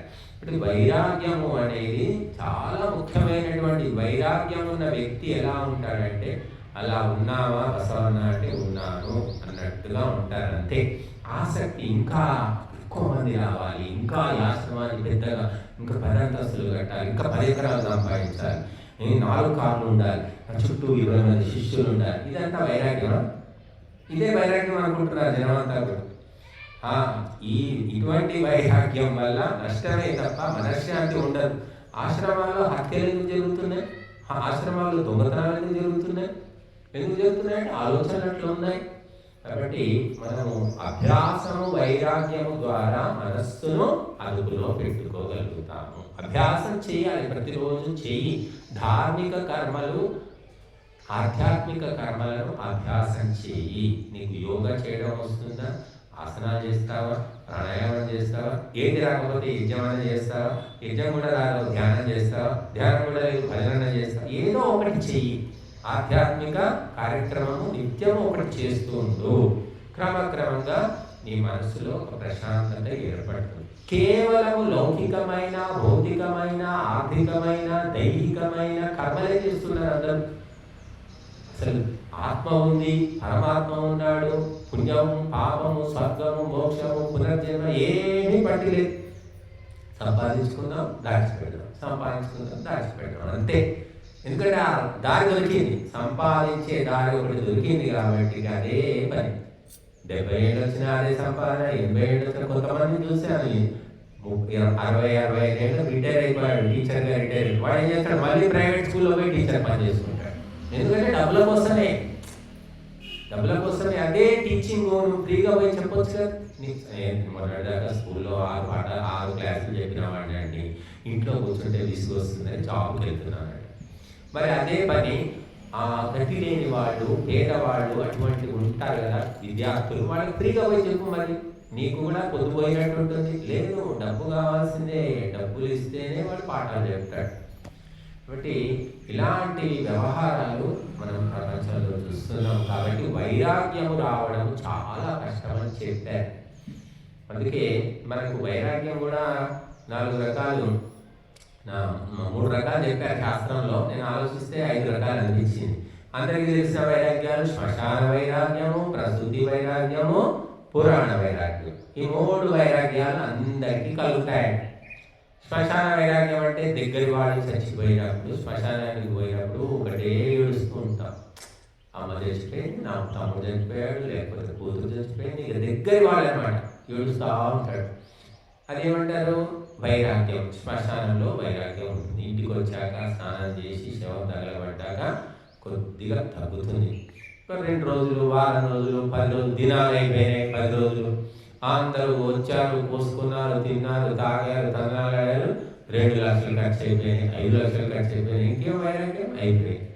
ఇంకా లెక్కలు వేస్తుంటాడు ఇక అప్పటి నుంచి. ఇంకా వైరాగ్యమే లేదు, వైరాగ్యం లేదు. మరి చనిపోయాడు, ఇంట్లో కుటుంబ సభ్యులు చనిపోయాడని ఏడుపు, ఆ ఏడుపులోనే ఇంకో ప్రాణిని చంపి దాని మాంసంతో విధులు చేసుకోడు. నువ్వు ఏడ్చి మరొక ప్రాణి కుటుంబాన్ని దూరం చేస్తున్నావు అని ఆలోచించాడు వాడు.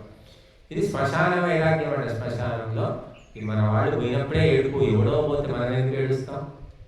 పక్కింట్లో వాడు చచ్చాడు అనుకోని, అబ్బా అంతా తలనొప్పి వస్తుందండి, వాళ్ళంతా ఇంటికి చుట్టాలు పక్కాలు వస్తున్నారు, తాళం వేసుకొని వెళ్ళిపోదామండి అని. నీ ఇంట్లో చచ్చిపోతే ఒక రకంగా, పక్కింట్లో చచ్చిపోతే తలనొప్పి, మనం తాళం వేసుకొని వెళ్ళిపోతాం. కాబట్టి శ్మశాన వైరాగ్యము తాత్కాలికము అని చెప్పారు.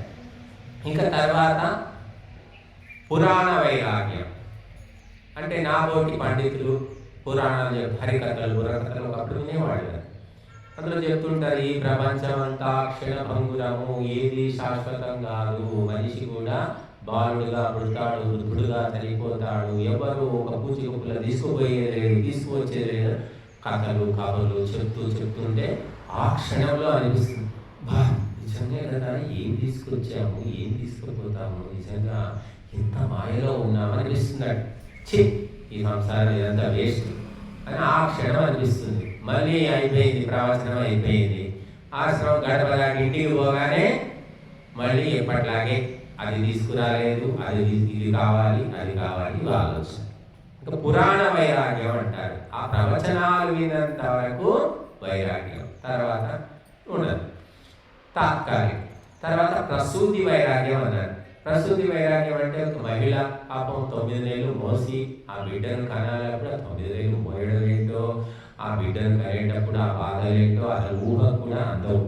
ఆలోచిస్తే భయంకరంగా అనిపిస్తుంది నాకైతే.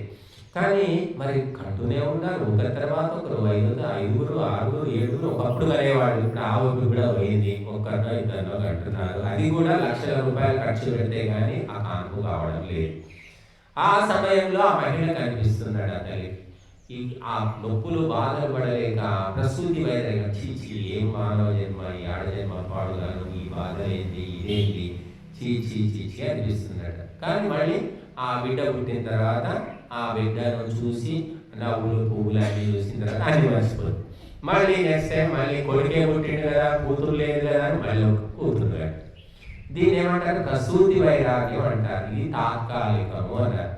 ఇంకొక 2 వైరాగ్యాలు నాకు ఆలోచిస్తే అనిపించింది. ఒకటి రోగ వైరాగ్యము. రోగాలు వస్తాయనుకోండి, చాలా తీవ్రమైన రోగాలు వస్తే కూడా వాడు వైరాగ్యం వస్తుంది.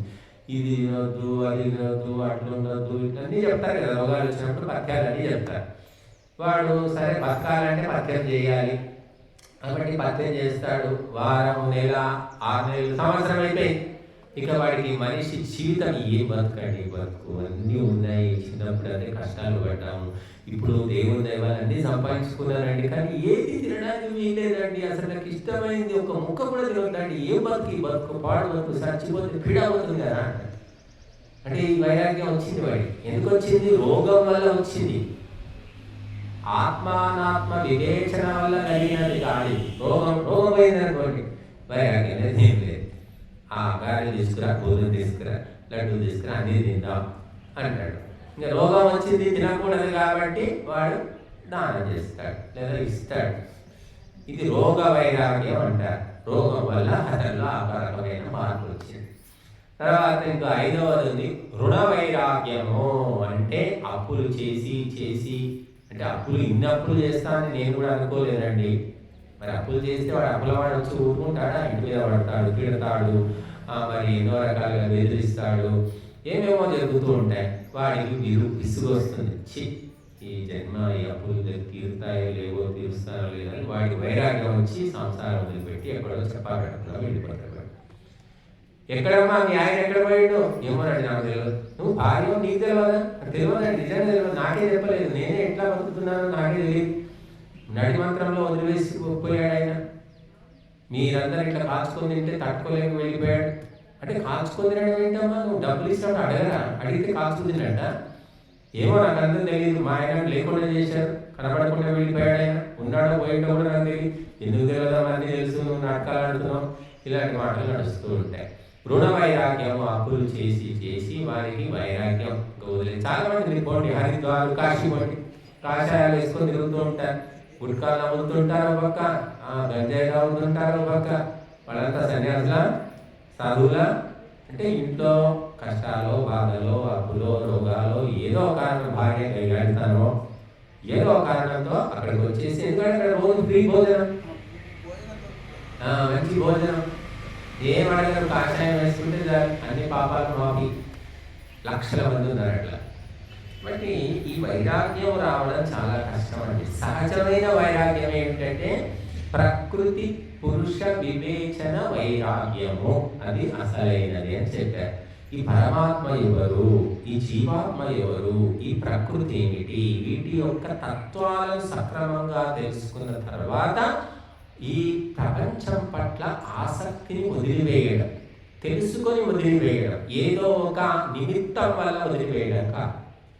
కాబట్టి అది రావాలి అంటే విద్వాంసుల ఉపదేశాలు వినాలి, పవిత్రమైన సంస్కారాలు కావాలి. మహర్షి దయానందుడికి అన్నీ ఉన్నాయండి, ఏమీ తక్కువ లేదేనా.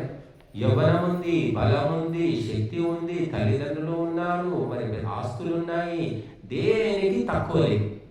ఆయన వదిలిపెట్టేశాడు, అందరినీ వదిలిపెట్టేశాడు. ఆయన ఎవ్వరు ఆయన ఒక మాట అన్నది లేదు.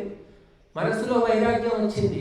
ఏమిటి మానవ జన్మ, ఇంతేనా, పుట్టడం చావడం ఇంతేనా, ఇంకేమైనా ఉందా అని ఆలోచన వచ్చింది.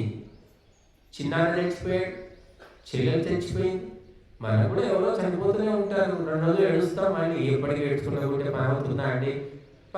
పని చేసుకో, వ్యాపారం చేసుకో, వ్యవసాయం చేసుకో, ఉద్యోగం చేసుకో, ఏదో ఒకటి చేసుకుంటాం. కానీ ఆయన ఊరుకోలేదు. ఎందుకు చనిపోయారు, చనిపోవడం అంటే ఏంటి, ఎక్కడికి పోతారు, భగవంతుడు ఉన్నాడా లేడా, ఈ నేరాలు ఘోరాలు ఎందుకు జరుగుతున్నాయి, ఇలాగ ఆలోచనలు, ప్రతి ఆలోచనలు వచ్చి తట్టుకోలేక ఇల్లు వదిలిపెట్టేసిపోయాడు. ఏమీ లేదంతే, కేవలం ఆలోచనలు. ఈ ఆలోచనలు ఎందుకు వస్తున్నాయి, వీటి అంతు చూడాలి అని బయలుదేరాడు. మనకు కూడా వస్తాయి ఆలోచనలు, 4 రోజులే. 4 రోజుల తర్వాత మళ్ళీ ఎప్పటిలాగే మళ్ళీ లౌకికమైన ఆలోచనలు వస్తుంటాయి. ఆలోచనలు ఎప్పటికీ ఉంటే ఉండవు. ఈ మహర్షి దయానందుడిని కరిమేశాయి ఆలోచనలు, సంస్కారాలు. ఆ ఆలోచనలకు సమాధానం తెలుసుకుందామని జీవితాన్ని అంకితం చేసి 25 ఏళ్ళు తిరిగాడు. 25 ఏళ్ళు, 16, 17 ఏళ్ళ వయసు వదిలిపెట్టి 40 ఏళ్ళ వయసులో గురువును చేరుకున్నాడు. చూడండి ఎంత అంటే. అలాగే బుద్ధుడు కూడా చూడండి, బుద్ధునికి చక్కటి భార్య యశోధర సౌందర్యవతి, కొడుకు రాహులుడు, తండ్రి శుద్ధోదనుడు, తల్లి మాయాదేవి చిన్నప్పుడే చనిపోయింది అనుకోండి. సావిత్రి తల్లి అంటే చిన్నమ్మ ఉంది, మహాప్రజాపతి అని ఉంది. నౌకర్లు, చాకర్లు, రాజభవనాలు, అష్టైశ్వర్యాలు, ఏం తక్కువ ఉంది బుద్ధుడికి. అర్ధరాత్రి చెప్పా పెట్టకుండా పోయాడంటే ఆలోచనలు నిద్ర పట్టనివ్వలేదు, తిననివ్వలేదు. ఒక రోగిని చూశాడు, ఒక వృద్ధుడిని చూశాడు, ఒక శవాన్ని చూశాడు. అవి చూసి మనం చూస్తూనే ఉన్నాం కదా, మనకేం రావట్లేదు. నువ్వు కూడా చచ్చిపోతావు, చచ్చినప్పుడు చూద్దాంలే, ఇప్పటికైతే ఆ గారెలు తెచ్చి ఉండు అంటాడు. గారెలు మాత్రం వదిలిపెట్టారు. ఇంకా చావు అప్పుడు శ్రాద్ధం అంటారు, తద్దినాలప్పుడు మాత్రం భోజనం బాగుంటుంది, ఇంకా బాగా చేస్తారు. ఆయనకి ఇష్టమైనవన్నీ చెయ్యండి అయ్యా. బతుకున్నప్పుడు ఎట్లాగో తినలేక తెచ్చాడు, నాకు గారెలు బూరెలు అన్నా ఆయన తెప్పించలేకపోయాం. ఆయన రోగం అట్లా ఉంది, చచ్చిపోయినోడన్నా అట్లాంటివన్నీ చేసి అందరికి పంచిపెట్టి ఆత్మ సంతోషిస్తుంది అని. కొంతమంది చచ్చినప్పుడే వాడికి కొడుకులు ఇష్టం, వాడి గారెలు ఇష్టం. కొంతమంది అయితే సిగరెట్లు, బీడీలు, మందు సీసాలు అన్నీ తెచ్చిపెట్టారు. అవి ఆ పట్టం ముందు ఆ విగ్రహం, ఆ విగ్రహం పటం ఫోటో ఫ్రేమ్ కట్టిస్తారు 10వ రోజు అని చెప్పి వాడికి ఇష్టమైనవన్నీ పెడతారు, వీళ్ళు తింటారు.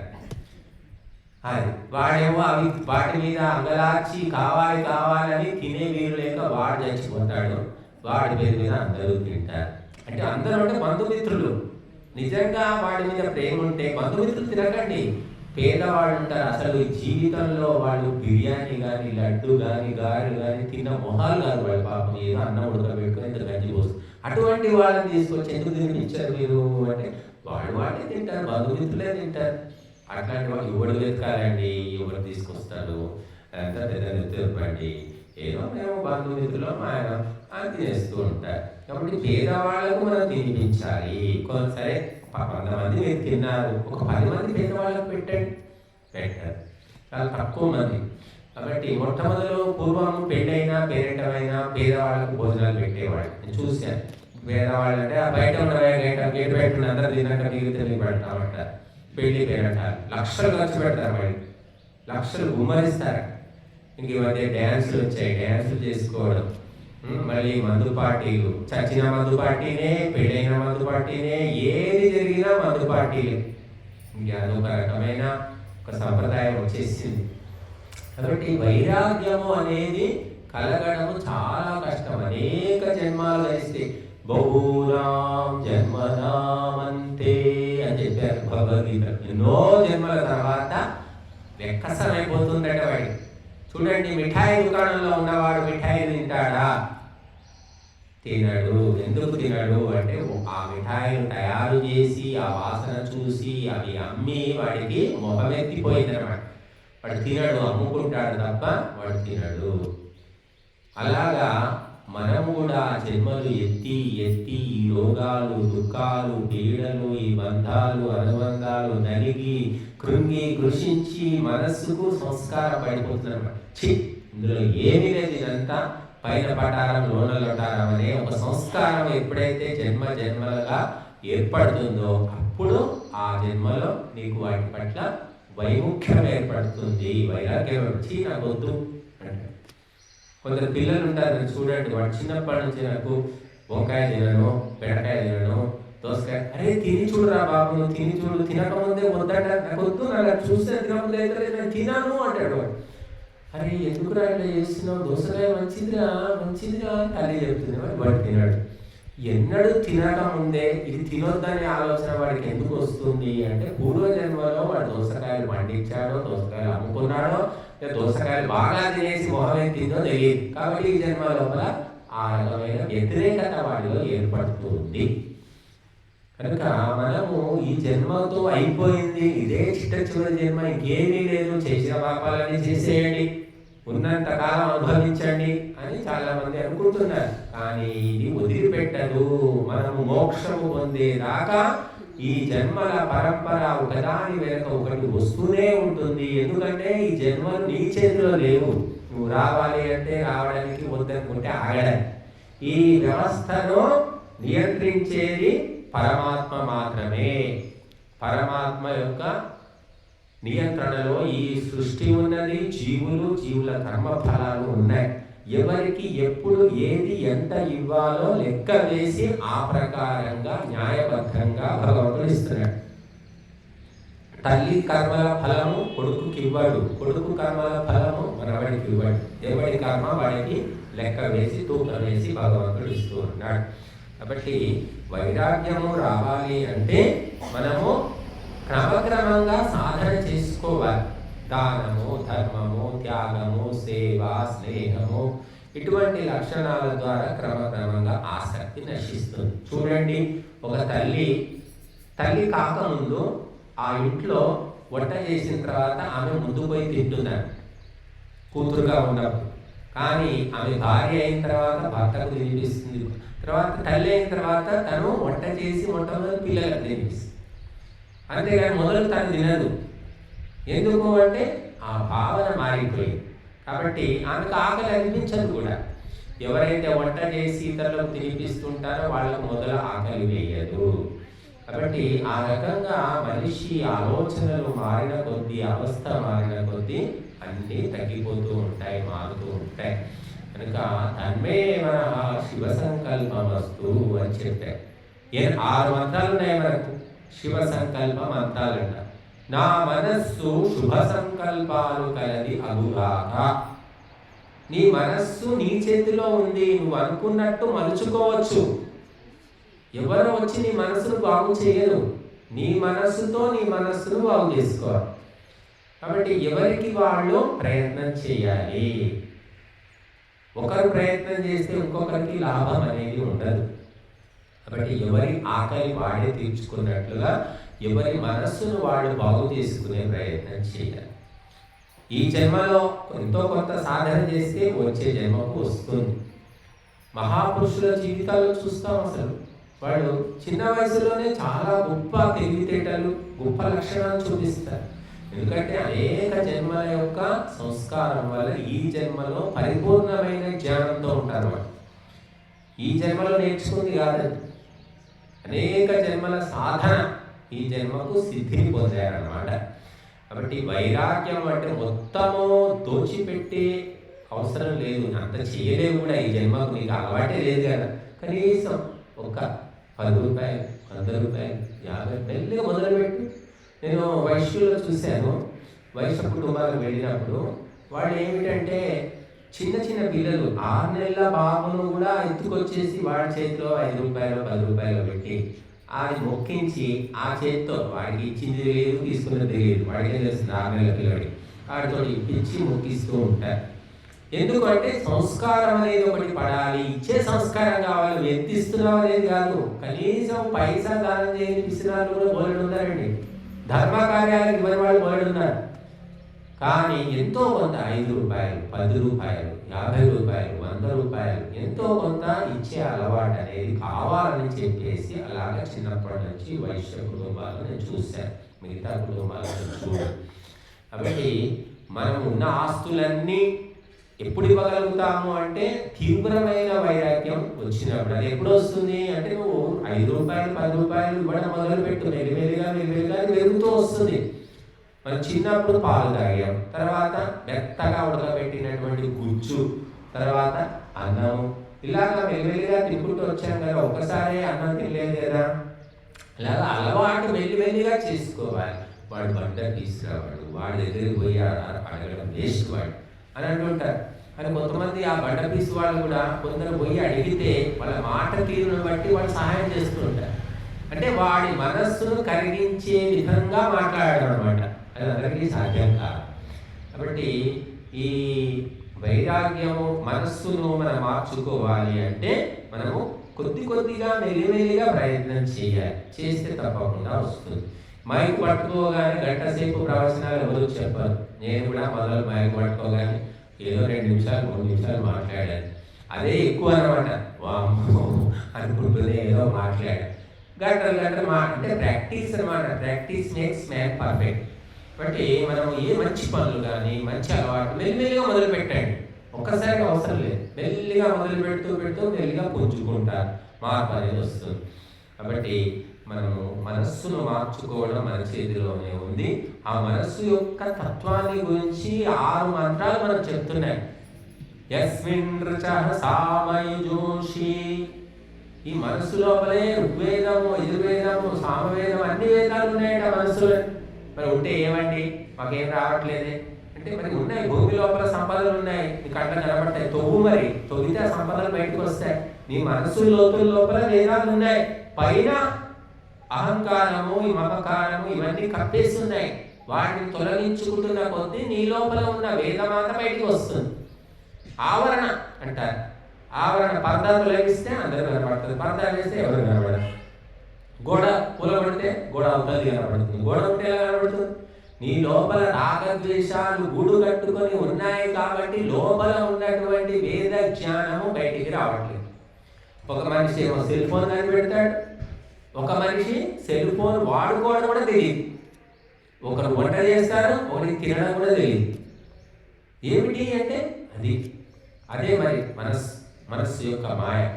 కాబట్టి మనము మన మనసు లోపల అన్నీ ఉన్నాయి. ఈ బ్రహ్మాండం అంతా నీ మనసులోనే ఉంది అంటే నువ్వు ఎక్కడో పోయి చూడాల్సిన పర్లేదు. నువ్వు కళ్ళు మూసుకుంటే నీ లోపలనే సూర్యుడు, చంద్రుడు, నక్షత్రాలు, గ్రహాలు, ఉపగ్రహాలు, పాలపుంతలు అన్నీ ఉన్నాయని చెప్తుంది. మహర్షులు అందుకోసమే ఎక్కడ యంత్రాలు కనిపెట్టలేదు. వాళ్ళు ధ్యానంలో కూర్చొని సూర్యునికి గ్రహణం ఎప్పుడు వస్తుంది, చంద్రగ్రహణం ఎప్పుడు వస్తుంది, పున్నమి ఎప్పుడు, అమావాస్య ఎప్పుడు అన్ని లెక్కలు రాసి పెట్టారు. ఆ పంచాంగం ప్రకారం ఇప్పటికీ కూడా అదే సమయంలో గ్రహణం వస్తుంది, అమావాస్య వస్తుంది. మరి అప్పుడేం లేవు, టెలిస్కోపులు లేవు, ఎలక్ట్రానిక్ మైక్రోస్కోప్ ఏవి లేవు అప్పుడు. మరి ఎలా కనుక్కున్నారు? ఆయుర్వేదం చూడండి, మొత్తము ఆయుర్వేదం ఎప్పుడో వేరే ఏళ్ళ కిందట చెప్పారు. మరి ఇప్పుడు ఇన్ని యంత్రాలు వచ్చాయి, స్కానింగ్ వచ్చింది, ఎక్స్రే వచ్చింది, ఈసీజీ వచ్చింది, ఎన్ని వచ్చి ఏమీ లేనప్పుడు వాళ్ళు చెప్పింది రోగాల గురించి చెప్పారు, మందుల గురించి చెప్పారు. ఆ రోగాలకు ఆ మందులు ఇప్పుడు కూడా పనిచేస్తున్నాయి. చూడండి ఎంత అంటే కేవలం మనస్సుతోటే తెలుసుకున్నారు, సూక్ష్మంగా లోతుల్లోకి వెళ్ళి. కాబట్టి మనస్సును తెలుసుకున్న వ్యక్తి ప్రపంచాన్ని మొత్తాన్ని తెలుసుకున్నవాడు అవుతాడు. అతనికి అసాధ్యమైనది ఏదీ లేదు. సమస్త శాస్త్రాలు, సమస్త లోకాలు, సమస్త దేవతలు అన్నీ మన మనస్సులోనే ఉన్నారు. కాబట్టి నువ్వు కళ్ళు తెలుసుకునేది ఏమీ లేదు. కళ్ళు మూసుకుంటున్న కొద్దీ ఎంతసేపు కళ్ళు మూసుకొని కూర్చోగలుగుతావో అలా మెల్లిమెల్లిగా అంతః ప్రయాణం జరుగుతుంది. కానీ బహిర్ముఖ వృత్తికి అలవాటు పడ్డారు జనం. కాబట్టి కళ్ళు మూసుకోయా, అసలు ధ్యానం చేయి. ఎంతసేపు కూర్చోవాలండి? అది 5 నిమిషాలు కూడా కాలేదే, అప్పుడు ఎంతసేపు అంటే మరి 5 నిమిషాలు నాకేం కనబడటం లేదు. ఏం కనబడుతుంది? కళ్ళు మూసుకునే కనబడుతుంది, చీకటి కనబడుతుంది. మరి మీరేంటి మా చీకట్లో ఎంతసేపు కూర్చోవాలి, ధ్యానం చేయాలి. ఏం ధ్యానం చేయాలి? ఓం అనవయ్య అంటే ఓం అంటే ఏమవుతుంది? ఇలాగా వాడికి అనుమానాలు. కొంతమంది చాలాసేపు కూర్చోలేదు, 10 నిమిషాలు కూర్చోగానే నాకు ఏవేవో కనబడుతున్నాయండి, ఏదో విచిత్రమైన ఆకారాలు వస్తున్నాయండి, నాకు ఏదో రావరాగా ఉందండి, నాకు అసలు ఊపిరి ఆడడం లేదండి అంటారు కొంతమంది. మరి ధ్యానం చేస్తేనే మంచిదయ్యా నీకు అంటే, ఏమోనండి నేనైతే చేయలేనండి, నేను ట్రై చేశాను నాకు రాదండి, నేను అట్లా ధ్యానం చేయలేను అంటాడు. అంటే వాడి జన్మకు అది కాదు, సాధ్యం కాదు. ఇంకెన్నో జన్మలు గడవాలి, వాడి మనస్సులో సంస్కరణ రావాలి, అప్పుడు కానీ ధ్యానం చేయలేడు. కొంతమంది ఒంటరిగా ఉండలేదు, నేను ఒంటరిగా ఉండలేను అంటారు. మరి పాపం మరి చూస్తే బాగానే బలంగా, దృఢంగా, ఆరోగ్యంగా ఉంటారు, ఒంటరిగా ఉండలేను అంటారు. చాలా మంది ఇక్కడ ఆశ్రమంలో ఉండండి, మేము లేకపోయినా అమ్మో ఒక్కడిని ఉండాలంటే నేను ఉండలేనండి, మేము ఒక్కరిగా ఉంటాం. ఎందుకంటే ఎప్పుడు ఏది ఎలా జరగాలో అది జరుగుతుంది మన కర్మ ప్రకారంగా. మనం ఆపేవాళ్ళము కాదు, వాయిదా వేసేవాళ్ళము కాదు. బలీయమైన కర్మ ఫలాలు తప్పవు. ఇంకా భగవంతుని మీద భారం వేసి ఉండవలసిందే. కొంతమంది చెప్తారు ఫలానా ఇంట్లో దయ్యం ఉందండి, ఫలానా ఇంట్లో పిశాచాలు తిరుగుతున్నాయండి. అలాంటి ఇండ్లు ఉంటే మాకు చెప్పండి, మేము పోయి ఆ ఇంట్లో ఉంటాం. మీకు తెలిసి ఏదైనా ఉంటే చెప్పండి, ఆ ఇంట్లో ఉండి హాయిగా ఆ దయ్యం ఏంటో దాన్ని ఆహారం చూసి వస్తాం. బట్ ఈ దయ్యాలు, భూతాలు, పిశాచాలు ఎవరో కాదు, నీ మనస్సు చేసే మాయనే. అది తెలుసుకోలేకపోయి చూసంటే కళ్ళతో చూసారండి, తెల్ల చీర కట్టుకుందండి, ఇక్కడ తిరుగుతుంది, అట్లా తిరుగుతుందండి, రోజు రాత్రి 1 గంటకండి. అరే రోజు అదే టైం ఎట్లా వస్తుందండి దయ్యం? ఏమో నాకు తెలియదు, మరి 1 గంటకు అది తిరుగుతూ ఉందండి, తెల్లటి చీర అండి. అంటే దయ్యాలు చీరలు, మ్యాక్సీలు ఏమేమి డ్రెస్సులు వేసుకుంటాయండి తెలియదు. అట్లా విచిత్రమైన ఊహలు అన్నమాట. ఈ ఊహాలన్నీ కూడా నీ మనస్సులో పుట్టినవి నీకు కనిపిస్తున్నాయి. దయ్యాలు, భూతాలు, పిశాచాలు, రాక్షసులు ఎవరు? మనుషులే, ఇంకెవ్వరు లేరు. మననే ఇక్కడ నన్ను అడిగితే ఎవరికి వాడే దయ్యం, ఎవరికి వాడే దేవుడు. నీ మనసులో చెత్త ఆలోచనలు వచ్చినప్పుడు నువ్వే దయ్యానివి, నీ మనసులో మంచి ఆలోచనలు వస్తే నువ్వే దేవుడివి. ఎవరు బయట ఎవరున్నారు? ఎవరు లేరు. కానీ భ్రమ అట్లా అనిపిస్తూ ఉంటుంది అన్నమాట. చాలా మంది ఈ భ్రమలతోటి అనేక రకాలుగా నష్టపోతూ ఉంటారు. ఇంకా మీకు అట్లాంటి భూత వైద్యం చేసేవాళ్ళు, దయ్యాలను వదలగొట్టేవాళ్ళు బోర్డు మంది ఉన్నారు, బోర్డులు పెట్టుకొని ఉన్నారండి. మేము రాజమండ్రి దగ్గర దేవుడు రాజమండ్రి దగ్గర ఆ ఊరికి వెళ్ళాము. ఒక పని నుండి హోమం చేయడానికి వెళ్ళాము. వెళ్తే రోడ్ల మీద వెళ్తుంటే ఒక బోర్డు కనిపించింది. దయ్యములు, భూతములు వదలగొట్టబడును, తాయెత్తులు కట్టబడను బోర్డు పెట్టుకొని కూర్చున్నాడు కదా. చూడండి అంత డిమాండ్ ఉందన్నమాట. మనం ఇక్కడ బోర్డు పెట్టలేదు, పెడితే ఎంతమంది వస్తారేమో. అవన్నీ కూడా మానసికమైన వైకల్యాలు, మానసికమైన బలహీనతలు, మానసికమైన దుస్సంస్కారాలని శాస్త్రాలు చెప్తున్నాయి. మీ శాస్త్రాలు తగలయ్యా, నాకు నిజంగా కనబడింది ఆ దయ్యము, కనబడిందని చెప్తే నమ్మట్లేదు, ఏంటంటే బలహీనత అంటావేంటి, అబద్ధం అంటావేంటయ్యా అంటారు. కొంతమంది గొడవ పెట్టుకుంటారు కూడా. లేదయ్యా నిజంగా ఉండదండి, అట్లా మీ మానసిక బలహీనత ఏం లేదండి, నాకు నేను చాలా ధైర్యంగా ఉంటాను. అసలు మీరు ఆశ్చర్యపోతారు. ఒక అతను జిమ్లో పని చేస్తాడు, డ్యూటీ చేస్తాడు, జిమ్ నేర్పిస్తాడు అన్నమాట. ఈ కండలు బరువులు ఎత్తడం అది చూస్తే ఇట్లా పెద్ద పైల్వాన్ లాగా. వాడు ఒక రోజు వచ్చి నాకు దయ్యాలు కనబడుతున్నాయి స్వామీజీ వచ్చాడు. వాడిని చూస్తే నేనే భయపడుతున్నాను. నీకు దయ్యాలు కనబడటం ఏంటిరా బాబు, నువ్వే దయ్యంలాగా ఉన్నావు, ఇంత దృఢంగా బలంగా ఉన్నాడు, దయ్యాలు ఎట్లుంటాయా? నాకు తెలియదండి, నాకు దయ్యాలు వస్తున్నాయని వచ్చాడు. వానికి ఏదో చెప్పి ఏదో నీళ్ళు తల్లి ఏదో చేస్తే అప్పుడు ధైర్యంగా వెళ్ళిపోయాడు. కాబట్టి శరీరం వేరు, మనస్సు వేరు. మనస్సు బలహీనంగా ఉండి శరీరం బలంగా ఉన్న వాళ్ళు ఉన్నారు. మనస్సు బలహీనంగా ఉండి శరీరం బలంగా, అలాగే శరీరం బలహీనంగా ఉండి మనస్సు బలంగా ఉన్న వాళ్ళు ఉంటారు. పక్కగా గాలికి ఎగిరిపోయేటట్టు ఉంటాడు, కానీ మానసికంగా బలంగా ఉంటారు వాళ్ళు. ఇంకా రకరకాలుగా ఈ లోకంలో ఉంటారు. కాబట్టి మనస్సు చేసే మాయాజాలము తెలుసుకోవడము చాలా కష్టం. పెళ్లి కాకుంటే బతకలేము. ఎందుకంటే రకరకాలైనటువంటి ఆలోచనలు, కోరికలు వస్తూ ఉంటాయి. అవన్నీ తీర్చుకోవాలంటే వివాహం కావాలి అనుకుంటాం. ఆ వివాహం అయిపోగానే కోరికలు తీరుతాయా? నీకు పుణ్యం ఉంటే, నీకు గత జన్మలో చేసింది ఏదైనా బాకీ ఉంటేనే సుఖాలు అనుభవిస్తావు. లేకపోతే ఆ పెళ్ళే పెద్ద సంకటమైపోతుంది, లంపటమైపోతుంది అనమాట. ఎందుకు చేసుకున్నారు నా బాబు ఈ పెళ్లి, దరిద్రం పెళ్లి, అసలు ఈ 40 ఏళ్ళు వచ్చిన తర్వాత ఈ ఆలోచన ఎందుకు వచ్చి పాడింది, ఏమో చేసుకోకుండా బాగుండేది, 40 ఏళ్ళు ఉన్నవాడికి ఇప్పుడు ఎందుకు చేసుకోవాల్సి వచ్చింది అని వాడు బాధపడతాడు అనమాట. బట్టి అలా మనస్సు లక్కుపోతూ ఉంటుంది. ఏదో లాభం వస్తుంది, ఏదో సుఖం వస్తుంది, ఏదో తప్పిపోతుంది. అందరూ చేసుకున్నారు, నువ్వు చేసుకుంటే ఎట్లా? నాకు తెలిసిన ఒక అతను, ఒక శిష్యుడు చెప్పాడు. ఒక ఆశ్రమంలో ఒక స్వామి చేయట, ఆయన 70 ఏళ్ళు. ఆయన మరి వివాహం చేసుకోలేదు, బాగానే ఉన్నాడు. 70 ఏళ్ల వయసులో ఆయనకి ఏం పుట్టిందో తెలియదు, ఒక ఆమె చేసుకున్నాడు. చెప్పాడు మా శిష్యుడు. అంటే ఈ కోరికలు, ఆలోచనలు, సంస్కారాలు ఎప్పుడు మేలుకుంటాయో తెలియదు. అందరూ అలాగే ఉంటారని చెప్పలేము. కాకపోతే అలా కొంతమంది 5 ఏళ్ళు 10 ఏళ్ళు, శంకరాచార్యుడికి 9 ఏళ్లకే వైరాగ్యం వచ్చేసి 9 ఏళ్ల పిల్లవాడు సన్యాసం తీసుకున్నాడు. ఊహించగలుగుతామా మనం? 9 ఏళ్ల పిల్లాడికి ఏమొస్తుంది? సన్యాసం తీసుకున్నాడు. గురువు ఎట్లు ఇచ్చాడు? గురువు 9 ఏళ్ల పిల్లవాడికి ఇస్తాడు ఎవరైనా? ఇచ్చాడంటే ఆ శిష్యుల్లో గొప్పతనాన్ని గమనించకుండానే ఇచ్చాడు. అర్హుడా కాక చూడకుండా ఇచ్చాడు. గోవింద భగవత్పాదులు ఆయన గొప్ప గురువు, గొప్ప పండితుడు, విద్వాంసు. ఆయన ఇచ్చాడంటే ఆయన యోగ్యుడని అర్థమయ్యింది. 9 ఏళ్లకు వైరాగ్యం వచ్చింది శంకరాచార్యుడికి, 90 ఏళ్ళకు కూడా రావడం లేదు. నిన్న మన పేపర్లో చూశారు, 90 ఏళ్ళ అతను 100 ఏళ్ళ అతను మళ్ళీ పెళ్లి చేసుకున్నాడు. 90 ఏళ్ళు 100 ఏళ్ళు. వైరాగ్యం అనే దానికి మనం వయస్సుతో చెప్పలేము. చిన్న పిల్లల్లో దానగుణం ఉండవచ్చు, ఒక పేద గుడిసెలో ఉన్న వ్యక్తిలో దానగుణం ఉండవచ్చు, ఒక కోటీశ్వరునిలో దానగుణం లేకపోవచ్చు, ఒక పక్క పలచని వ్యక్తికి ధైర్యం ఉండొచ్చు, ఒక కండలు తిరిగిన వ్యక్తికి ధైర్యం లేకపోవచ్చు. కాబట్టి లోకము చాలా విచిత్రమైంది, మనం అంచనా వేయలేము.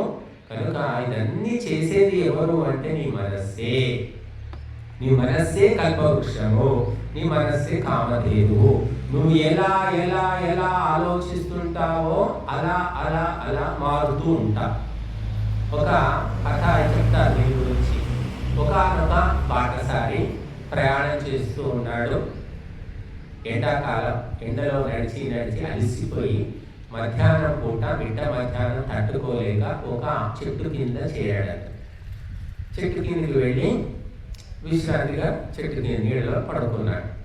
పడుకున్న తర్వాత పడుకుంటూ ఒక ఆలోచన అతనికి, అయ్యో ఈ చెట్టు నీడ ఎంత బాగుంది, ఇక్కడ మంచం ఉండి మంచం మీద పడుకుండి అందులో పడుకుంటే ఎంత బాగుంటుందో అనుకోగానే మంచం వచ్చింది, పరుపు వచ్చేసి మంచం మీద పడుకున్నాడు. పరుపు మీద ఆశ్చర్యం వేసింది, అరే మంచం పరుపు వచ్చినాయి, ఇంత ఇలా అనుకోగానే ఎలా జరిగిపోయింది. చక్కటి పళ్ళ రసాలు ఉంటే ఎంత బాగుంది, పళ్ళ రసాలు వచ్చేసినాయి. పళ్ళ రసాలు తాగాడు. తర్వాత ఇంకా ఏమేమి ఆలోచిస్తుంటే అన్నీ జరిగిపోతూ ఉన్నాయి. ఇంకా చివరికి అతనికి ఒక ఆలోచన వచ్చింది, ఏమిటి ఇదంతా ఎందుకు జరుగుతుంది, ఎలా జరుగుతుంది, ఎవరు ఏదైనా దయ్యం చేస్తుందా అనుకున్నాడు. దయ్యం వచ్చేసింది.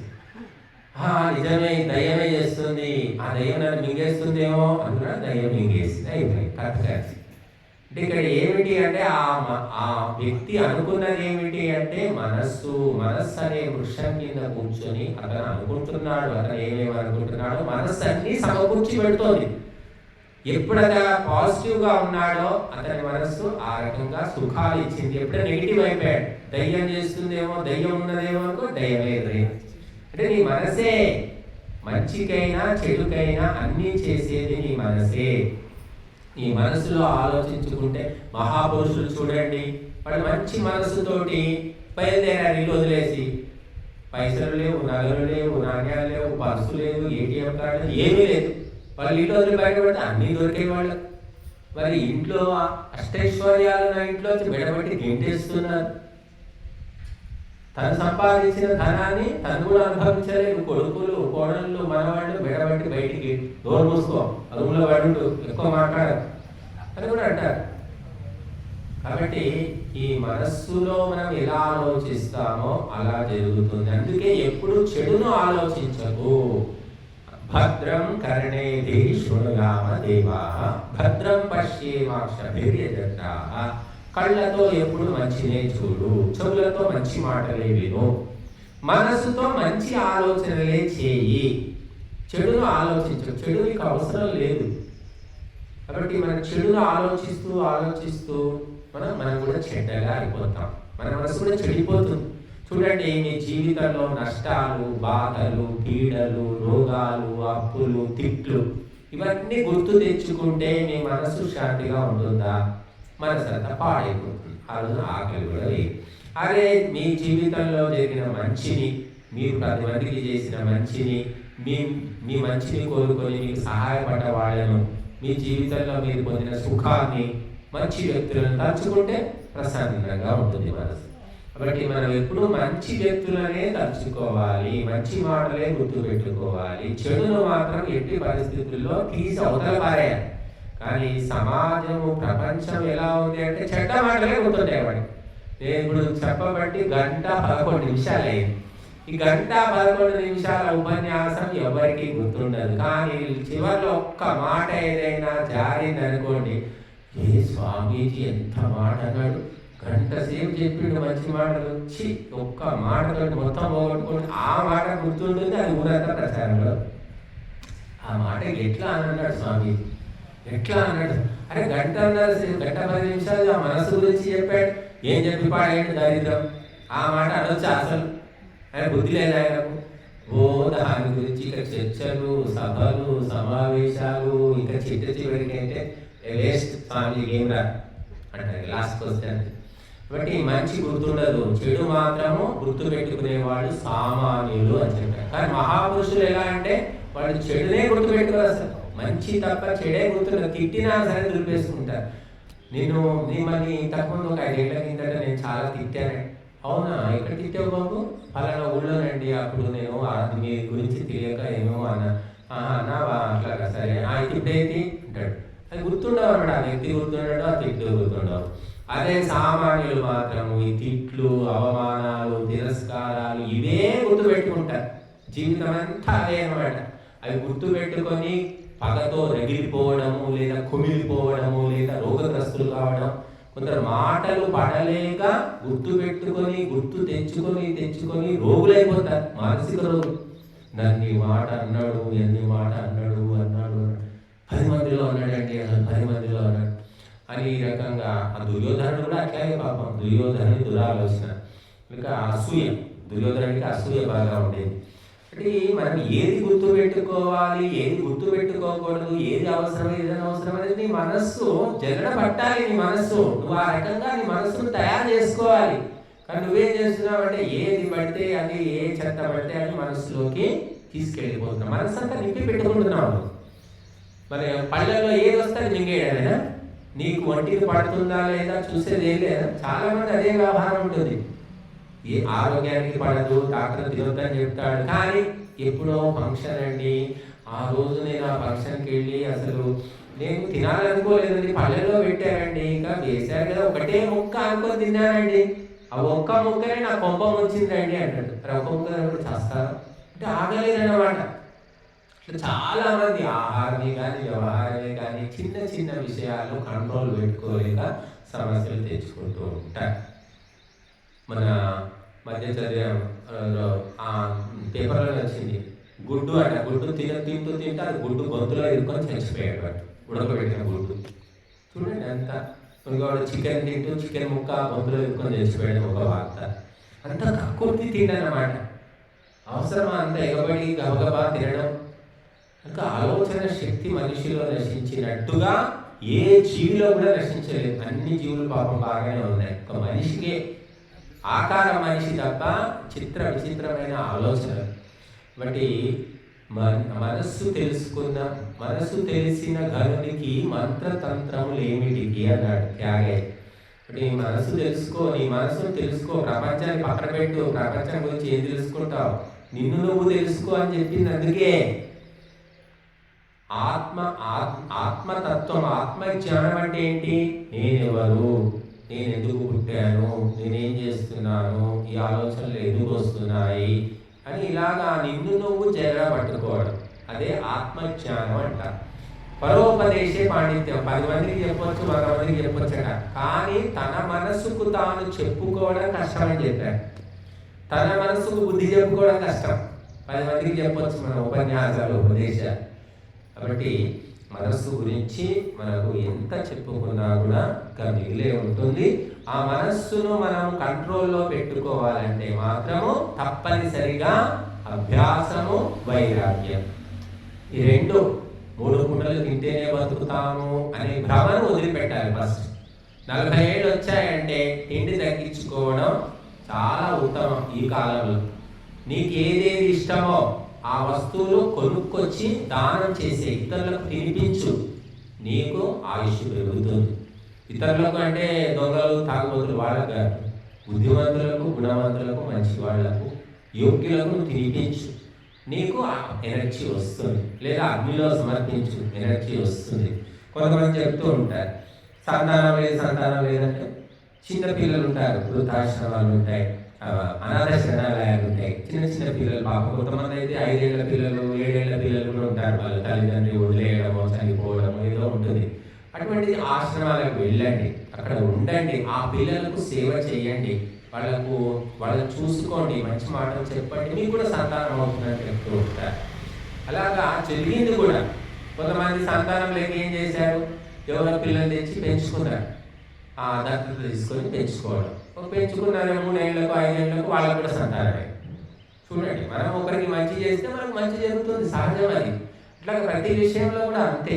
బట్టి మనకు రోగాలు ఎందుకు వస్తాయి? ఇప్పుడు డయాబెటీస్ అంటారు, మధుమేహము రోగం ఉంది, చాలా మందికి ఉంది. వాళ్ళు చక్కెర వస్తువులు, మధుర పదార్థాలు తినకూడదు, కానీ అవే తినాలనిపిస్తుంది వాళ్ళకు.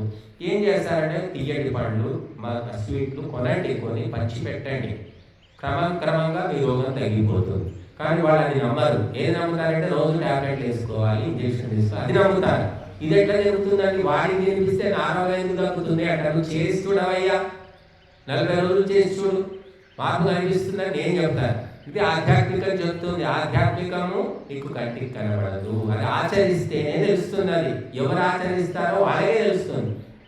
కాబట్టి మేము అట్లాగే, మేము ఏదైనా మధుర పదార్థాలు చేసుకుంటే ఒకటి కాకుండా ఎవరికి పంచి పెడుతూ ఉంటాం. మాకు ఇంతవరకు షుగర్ లేదు, ఎంత స్వీట్ తిన్నా ఏమీ కాదు, స్వీటే మాకు అరుగుతుంది అసలు, మధుర పదార్థాలు. కాబట్టి మనకి ఏది ఇష్టమో అది ఇతరులకు మనం పంచి పెట్టాలి. మంచి వస్తువులు ఇష్టం అంటే పనికి వాళ్ళేది కాదు. ఒక తాగుబోతు చూడండి, వాడు 10 మందిని పెట్టుకొని తాగుతుంటాడు, కానీ ఒక మంచి అలవాట్లు ఉన్న వ్యక్తి 10 మందికి మంచి అలవాట్లు పంచాలని అనుకోడు. ఎందుకో చెబితే ఏమనుకుంటారో, ఇస్తే ఏమనుకుంటారో అనుకుంటాడు. ఇప్పుడు యజ్ఞమే ఉందండి, యజ్ఞం గురించి ఎంతమంది ప్రచారం చేస్తున్నారు, ఎంతమంది చెప్తున్నారు తెలియదు. కొంతమంది చెప్తూనే ఉన్నారు, చెప్పినా కూడా వినరండి అంటారు. చెప్తూనే ఉన్నామండి, మా ప్రయత్నం ఏం చేస్తున్నాము, ఎంతకని చెప్తామండి అంటారు. అలాగా ఇది ఏమిటంటే మంచి ప్రచారం జరగడం కానీ, దాన్ని అందుకోవడం కానీ చాలా కష్టం. కానీ చెడును ప్రచారం చేయకపోయినా వెతికి మరీ అందుకుంటారు. అది ఈ ప్రపంచంలో నడుస్తున్నది. కాబట్టి మన మనస్సే ఇంతకాడికి తీసుకొచ్చింది, ఇన్ని జన్మలు ఎత్తింది. ఇదంతా ఎవరు అంటే నీ మనస్సులో మూటగట్టుకున్న సంస్కారాలు, గుణాలు, ఆలోచనలు అవన్నీ కలిసే నిన్ను ఇలా నడిపిస్తూ ఉన్నాయి. కాబట్టి ఆ మనస్సును ఎంతో కొంత బాగు చేసుకో, సంస్కరించుకో, నీకు ఉత్తమ జన్మలు కలుగుతాయి. ఈ జన్మలో కూడా ఎంతో కొంత శాంతి అనేది ఏర్పడుతుంది. ఓం శాంతి.